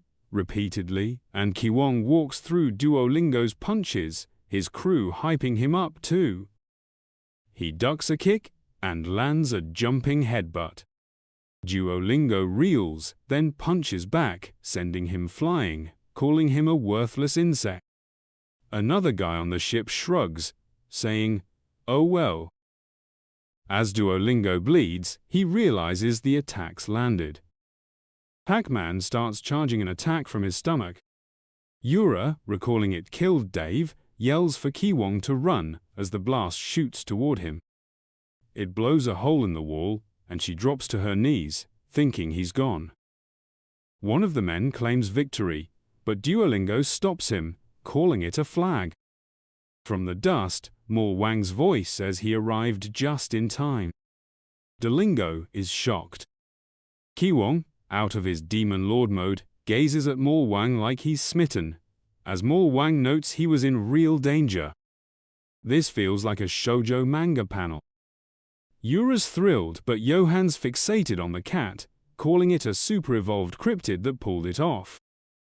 Mo Wang, confused, asks what's on him, tweaking out, and Duolingo, unsure how he's alive, vows to kill him again. As he attacks, Mo Wang dodges swiftly, getting behind him, saying he's too slow. Duolingo turns, but Mo Wang slips under a kick and lands a punch, saying it's lights out. This time, Duolingo's the one sent flying, wondering what kind of embarrassment this is, ordering his crew to jump him. More circus freaks arrive, but something called Mekaura crashes from the sky, crushing them. Johan says it arrived just in time, and they better brace themselves. The password is, Yura is his forever, which it accepts. Yura looks furious as the robot's box opens, revealing itself. He calls it the Mekaura, a product of her love and his genius, dubbing it Jura Jr. Yura lunges to kill him, but Manager Lee holds her back. He continues his tango, spinning her, firing beams through the circus army. He dips her, and she shoots a laser. He thinks he looks so cool, but Duolingo's furious, swearing no forgiveness. Mo Wang, surprised, says he'll end them all, charging the same attack that killed Dave, but with more energy. The cryptid forms a swirling orb above its head. Yura asks what it is, and Johan explains the cryptid channels its owner's powers. A super-evolved cryptid fluidly taps its owner's potential. She asks what that means, and he says he's never seen it in person. Pretty fascinating. Her eyes light up. Mo Wang pulls out a massive pig hoof, shocking everyone, who say, "No way," as he claims this can't be his potential. Duolingo screams, demanding to know what it is, and Mo Wang tells him to look. Duolingo unleashes his attack, launching it at him. Mo Wang grips the pig hoof like a bat, swinging it forward, saying he won't resist. The shockwave forces everyone to brace, and Mo Wang pushes through as his body petrifies. Yura screams no, but he smiles, calling it nothing. The pig hoof glows brightly, breaking the petrification, and he swings at Duolingo, leveling the city in a Saitama-like blast, nearly sending Bro to orbit. Duolingo, barely dodging, prays. Mo Wang leaps for an overhead strike to finish it. As Duolingo gazes upward, he notices Mo Wang's impressive bulge, remarking that it's incredibly large and awe-inspiring. What in the world? While fixated on it, he declares he must possess it. Mo Wang unleashes a ferocious roar and swings downward. Naturally, he misses again, but devastates the area behind him. Back at the spaceship, the general, seated in his chair, chuckles at the faint tremors as the ship begins to quiver slightly. Even Heart King is curious about the shaking, and Jian identifies it, stating it's Mo Wang's energy. She always believed in him and knew he'd pull through.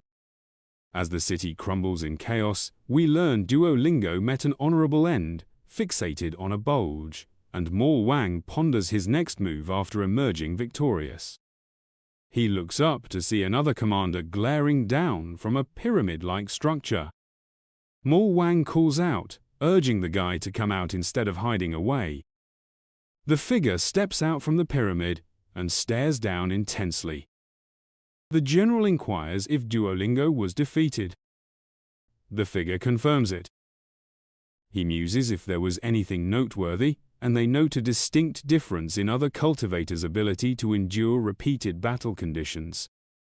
The locals here appear to have evolved in unique ways. The general scoffs at the term evolution, and the man elaborates, saying while the cause is unclear, he believes they merit further investigation. The general dismisses it as a waste of time, stating an insect will always be an insect. It might grow into a beetle twice as large or a moth that flies 3 times faster, but such trivialities are meaningless unless the 7th Corps commander claims there's an insect stronger than him. The commander glances at Maul Wang, considers it, and replies, "No, sir." The general finds it odd, asking if he's feeling sympathy for insects. The commander questions what he means. The general brushes it off as a slip of the tongue. A flashback reveals a village engulfed in flames, survivors watching in horror. A man resembling the 7th Corps commander demands to know why, coughing up blood before being sliced into pieces. It's revealed the 7th Corps commander himself committed the act, slaughtering his entire clan. The general reminds him never to forget the blood on his hands, recalling his sister weeping as she looked at him. The general says he trusts him, and the commander leaps to the ground.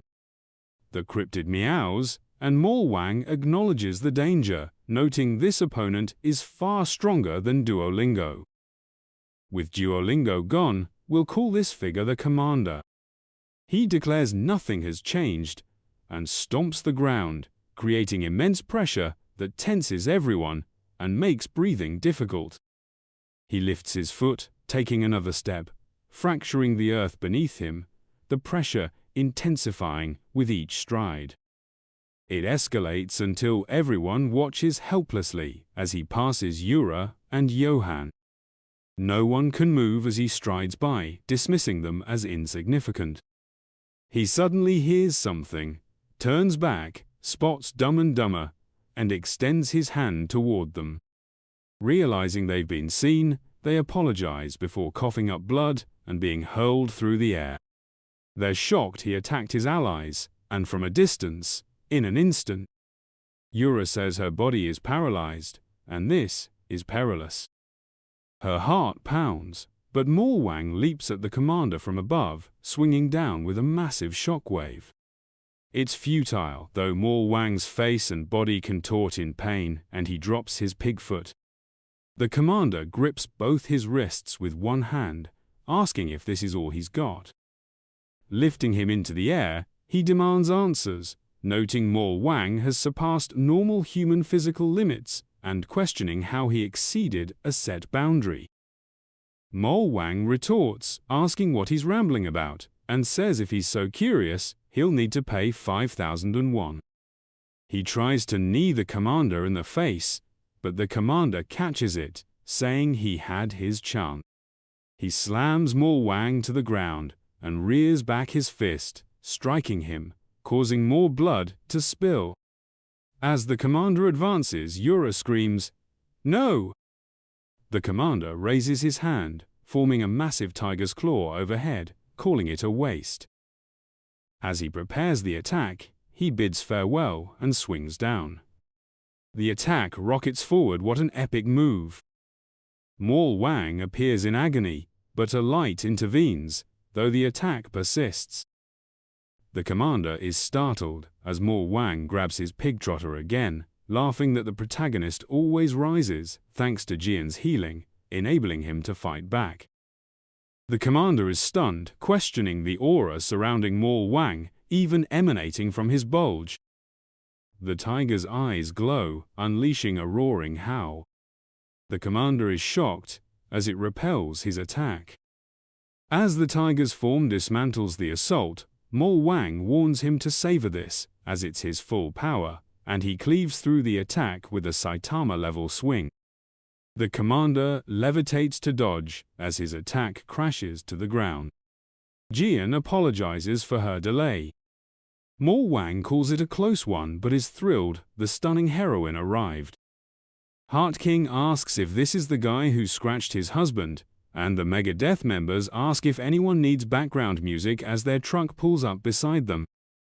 They all yell, "Go to hell," as they prepare for a full concert. Dave's little sister chimes in, saying they can't be left out of the spotlight. Mo Wang is amazed, noting she's all in now, declaring a hellbound drive needs music and rock never dies. Johan wonders who she is, but Yura recognizes her voice as Dave's sister, shocked it's the same person. It's now Season 2 of Megadeth. Mo Wang chuckles, asking the commander what his question was again. If it was about surpassing limits, he'll hammer the answer into him. He asks why they never fall, no matter how worn or beaten down. It's not justice that's wrong. It's not expectations, criticism, or even support. They don't care about any of it. They thrive on attention. That's why they're evolving. He tells the commander to brace himself, as he's about to give them all the attention they crave. What in the world does that even mean? Mo Wang asks the commander, prompting everyone to facepalm. The Megadeth crew, however, demands he stop dodging them like a coward and come closer. The others join in, urging him to get down there, but Johan calls them fools, questioning their sanity for thinking he'd just show up because they're yelling. Naturally, he does just that, landing right in front of them. Johan remarks in disbelief that Bro is surprisingly obedient. Heart King rushes in, exclaiming that it's a fresh cosmic aroma he can't resist, vowing to envelop him in affection, only to be swatted away like an insect. He smashes into a nearby structure. Jian cries out for him. The commander notes that Earth grows more entertaining the longer he stays, urging them to stay positive despite overwhelming fear. He muses grimly, wondering if they'd still laugh with broken limbs, or every muscle torn apart. As a shadowy transformation unfolds, Kiwong exclaims that it's awesome, admitting he's a huge fan of villain makeovers. Johan snaps that this is what happens when they provoke him for no reason.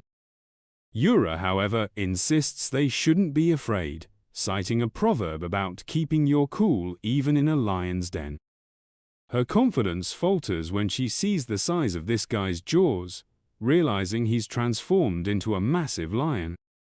This ability, called Monster Transformation, lets him unleash power far beyond his normal form, at will a ranked beast. Yura chuckles, noting she was just talking about a lion, wishing she'd known sooner. The commander crouches into a sprinting stance, eager to see their terrified expressions as he charges through the group, targeting Mo Wang and crashing him into a building. Mo Wang, shaken, says that caught him off guard, but the commander is shocked he blocked the strike. Mo Wang retorts that a surprise attack was unexpected, and sorry, but it failed. He then smacks the commander back with a counter, calling it a moment worth posting. The commander seems to enjoy the fight, trading blows with Mo Wang. We see Mo Wang take a hit to the face as their brawl intensifies. Johan admits he didn't realize Mo Wang was this powerful, holding his own against the monster, but Kiwong points out that Mo Wang is taking damage with every hit. It seems the commander is just playing with him, testing if he'll still smile when his body's shredded. An old man suddenly shouts, asking why everyone's just standing there while their junior is getting pummeled. He declares that teammates should share each other's burdens, that muscle power is national power, and as the stronger gym CEO, he won't forgive this. It's a group of burly old men. Yura quips that no wonder the gym's struggling, everyone's ancient. Kiwong is stunned to see the chairman and yells for the men to charge, but Manager Lee steps in, blocking them. They demand to know what he's doing, insisting their junior's in danger and he should move. Lee refuses, explaining it's a one-on-one fight with the pride of these men at stake, and they can't undermine Mo Wang's resolve. Mo Wang glances over, and Manager Lee nods with a smile. They agree that Mo Wang's unyielding determination to win is clear. Jian adds that he's proving through his actions that perseverance can overcome trials and build strength. The old men stare at her, saying she's matured well, though their eyes aren't exactly on her face. Jian insists all they can do is trust and support him. But they protest, yelling that he's dying out there and why they've been hesitating, as one starts crying. Realizing they misread his expression, they decide to jump in, turning it into a JJK-style brawl. Manager Lee and Ki Wong launch a combo attack, but the commander easily blocks it, sending them flying. The old man charges next but gets folded instantly, his face clearly not built for this.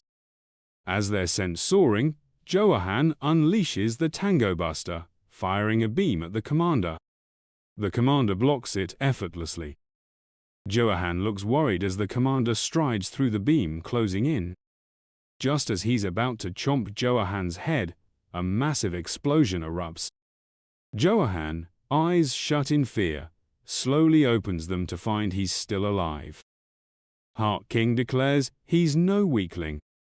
Though Johan isn't his type, he'll take what he can get, grabbing Johan's tie and pulling him close for a smooch, assuring him he's not a villain. The others watch in horror as the commander looks baffled. Heart King tears off his shirt, bulking up even more, and starts pushing the commander back. As an A-rank hero, Heart King's skill, the Yang Energy Kiss, boosts his physical prowess by absorbing energy from his kiss target, who feels pleasure. Poor Johan's hooked. Heart King hurls the commander away, announcing his hard techniques, first form. Taking a deep breath, he goes on a make-out montage with all the old Jim Dudesen epic sequence he calls the Love Bolka. Diddy would approve. The commander notes he's absorbing male energies. Heart King then unleashes his second form, rearing back for the love and hate smash, creating a heart-shaped atomic cloud. The commander blocks it with his forehead, saying he's fine with absorbing male energies, but isn't into BL. As Heart King bleeds from the mouth, the commander steps back. Heart King calls his resistance cute before collapsing. The Megadeth crew rolls up, circling the commander in their vehicles. They challenge him, saying if he's confident in his muscles, let's see if his eardrums are just as tough, urging him to dance to his heartbeat. They crank their speakers to max, blasting what they call dead noise. I honestly didn't realize they were superheroes. As the assault comes barreling in, the commander claims it's no big deal, but then he finds himself unable to dodge because something's holding him in place. When he glances down, it's the Heart King gripping him, saying he's not going anywhere. Megadeth's attack rockets straight toward him, and a massive explosion obliterates the surrounding buildings. Ki Wong speculates if they've taken him down, and Yura snaps at him to quit spouting cliché nonsense. The commander, clearly scorched from the blast, starts to rise, chuckling softly at first, then erupting into full-on laughter. Mo Wang mirrors his laughter perfectly. When the commander stops, Mo Wang does too, and they lock eyes for a moment as Jihon helps him to his feet. The commander looks at her, and her eyes trigger a flashback to his little sister screaming, demanding to know why he'd do this to them. She sobs, questioning what they did to deserve it. Seeing her face in Jihon's, he seems to feel some guilt, I suppose, because he drops his transformation, leaving everyone baffled. Megadeth is confused about what's happening. The commander gazes at them and says that just hours ago, a dying awakened human in his arms told him that God only gives trials they can handle, so he shouldn't give up. Who knows, if they overcome this ordeal, they might cross paths again. For the record, he doesn't believe in gods anyway. As he's yammering, he's charging up a massive spirit bomb overhead, and they just stand there watching because there's nothing they can do against a colossal meteor from beyond the planet. The news starts broadcasting about the enormous meteor causing severe electromagnetic disruptions and crippling the Seoul communication network. They wonder if this is tied to the monster's subtle retreat. They note that the Hero Association still hasn't come up with any plans for those in the meteor's impact zone, urging people to head to the nearest shelter. At the Hero Association meeting, she keeps repeating that this is dire. As the meteor draws closer, the commander teleports out, telling them to struggle as much as they can. He informs the general he's ready to join the main force. The general remarks that he's unusually tardy, asking if there's anything to report. The commander says no, claiming everything's been handled, but one of the soldiers pipes up, saying they haven't been fully dealt with, and the commander obliterates the upper half of his body. The general orders him to return swiftly, blaming him for losing Duolingo for nothing. They start moving out, and the commander is curious to see how they'll face the impending catastrophe as the pyramid-like structures begin warping away. The red dum-dum starts shrieking, insisting they need to take it with them, and Kiwong is stunned, asking what happened to its form. The blue one also starts wailing, unable to believe this is what was inside the giant versions. Manager Lee declares they're definitely doomed, and Yura tells him not to put it like that. Johan insists there's no way, as he's not an S rank for nothing. He unloads everything he's got at the meteor, striking a dramatic pose. It has zero effect, and Manager Lee says it's all over. Yura tells him to shut up, but Wang says he has something to say, asking if they'll hear him out. They're curious about what he's about to say, and he apologizes. Yura asks why he's saying that, admitting it's freaking her out. He says it's too late, and that Dave's fate was his fault. His stubbornness and selfishness made him act carefree, ignoring those around him. He's a burden, always causing trouble wherever he goes, hiding behind a tough guy persona, laughing loudly and acting strong, but it's all a sham. The real him is just a loser, and he's sorry for deceiving them because he's really just a piece of. Jihon insists that's not true, saying his confidence inspired her to change. He says that's exactly why he has a favor to ask of them. Smiling broadly, he says he's thinking of becoming the wild lunatic he's been pretending to be, and asks if they'll go on a rampage with him. He asks Yura to back him up, and she says this is what she expected from him.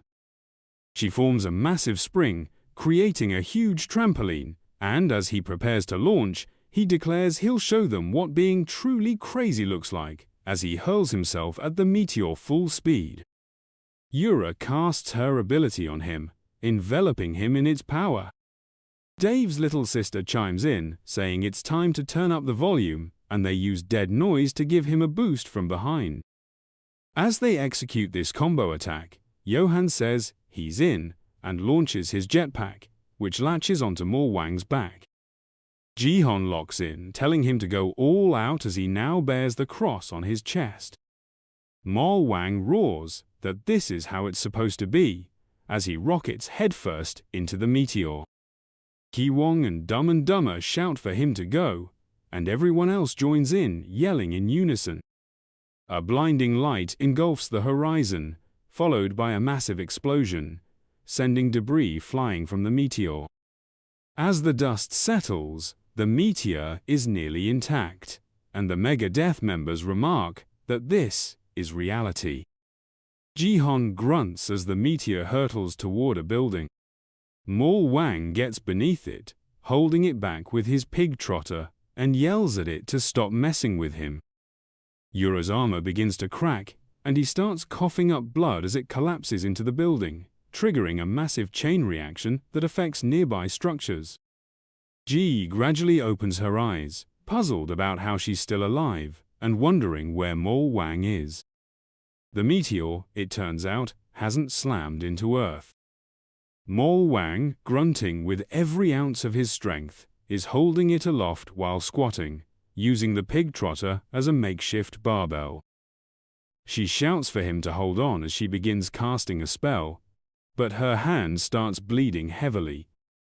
She calls out to him, but Mole Wang yells back, ordering her to stop doing foolish things. They ask what he means, and he declares he can handle this ridiculous rock by himself, so they should all stay back. Ji insists he shouldn't be doing this, calling it reckless. He retorts that her lack of faith in him stings.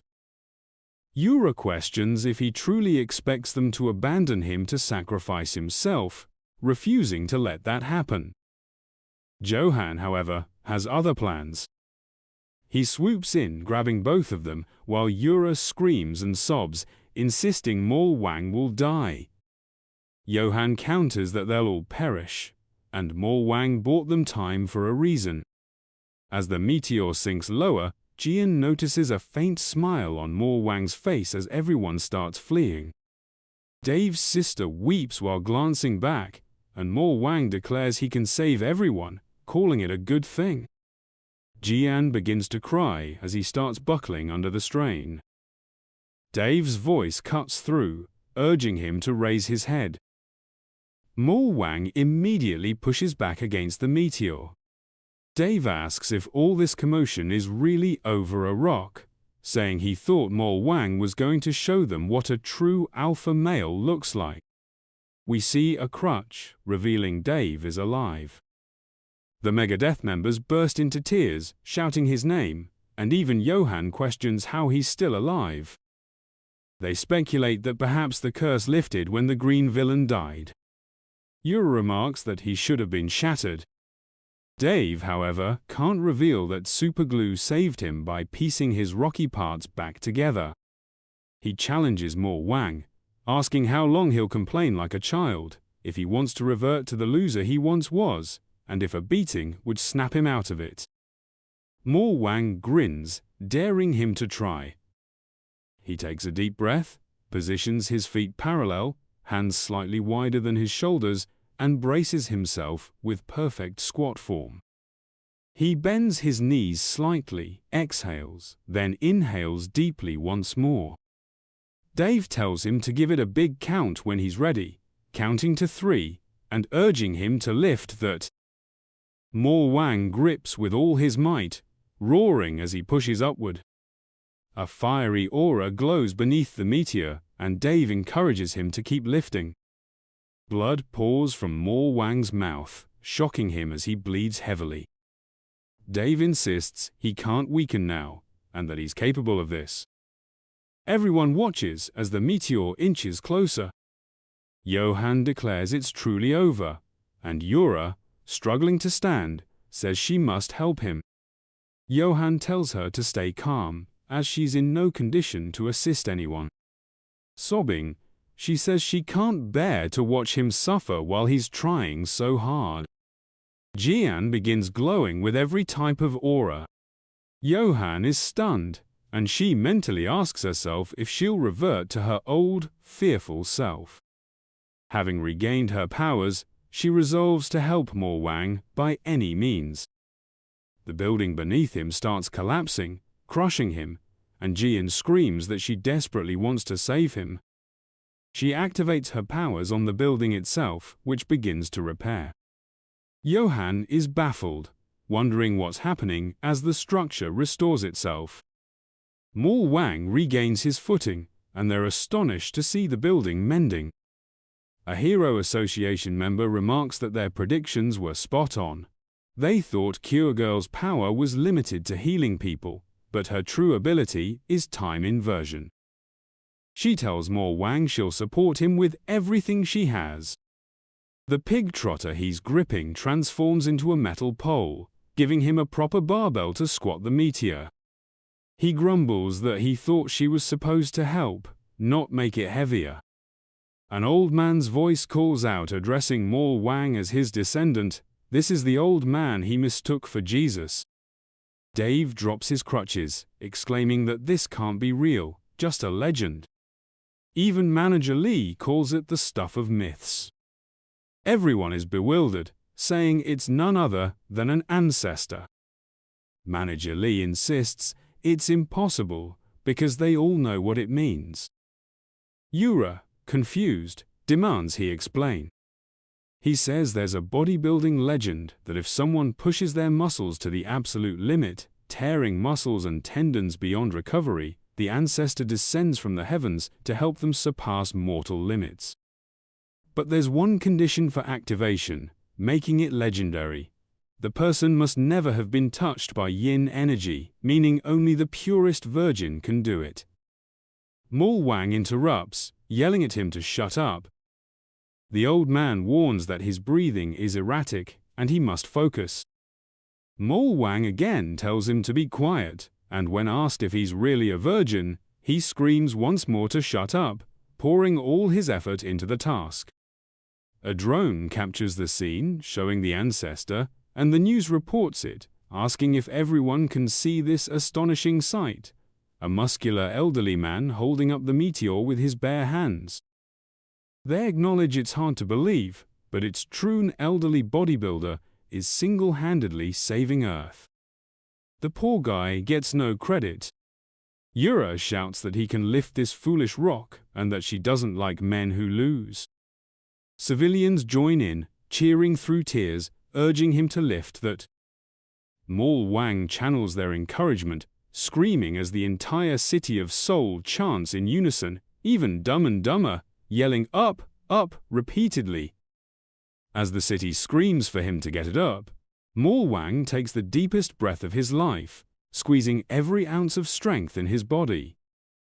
An aura swirls around him, and he assumes the perfect squat position again as his hair turns golden white. Something inside him snaps. Jian screams as Mol Wang lets out a primal roar, blood streaming from his nose, lifting the meteor until it cracks and explodes, creating a blinding light across the horizon. Everyone witnesses the explosion. Kiwong and Dumb and Dumber are sobbing. Megadeth is ecstatic, and Dave looks proud. Jian sheds tears of joy as Mol Wang successfully squats the meteor. Later, while rebuilding the city, they erect a statue of the ancestor. Meanwhile, the guy who was bullied earlier carries food, muttering that he's late, lunch is over, and they'll be angry again. He trips, rolling his ankle, and drops the food. Someone catches it, and he thanks them, only to see the cryptid staring at him. He calls it a good boy before it darts into the gym. Freaking out, he says bullies are one thing, but now even the cat is messing with him. Entering a tougher gym, he asks if anyone's there because a cat got inside. Seeing Megadeth and others glaring at him, chills run down his spine. He stammers that he must have the wrong place. Mol Wang snaps, saying to stop messing with him. The old man didn't stop the meteor. He worked his ass off to save the planet. He starts smashing his phone, threatening to kill everyone and destroy the world. Dave tells him he can't be this petty, and the student, crying, apologizes to Mol Wang. Dave notices him as the kid is sprawled on the ground, sobbing and pleading not to be struck. Mol Wang catches sight of him too, and memories of his own past flood back. Understanding what he needs to do, he steps toward the kid, while Dave urges him to hold off. Mol Wang brushes it off, saying Dave doesn't grasp the situation. The kid tries to explain himself, but Mol Wang cuts in, calling him a rookie.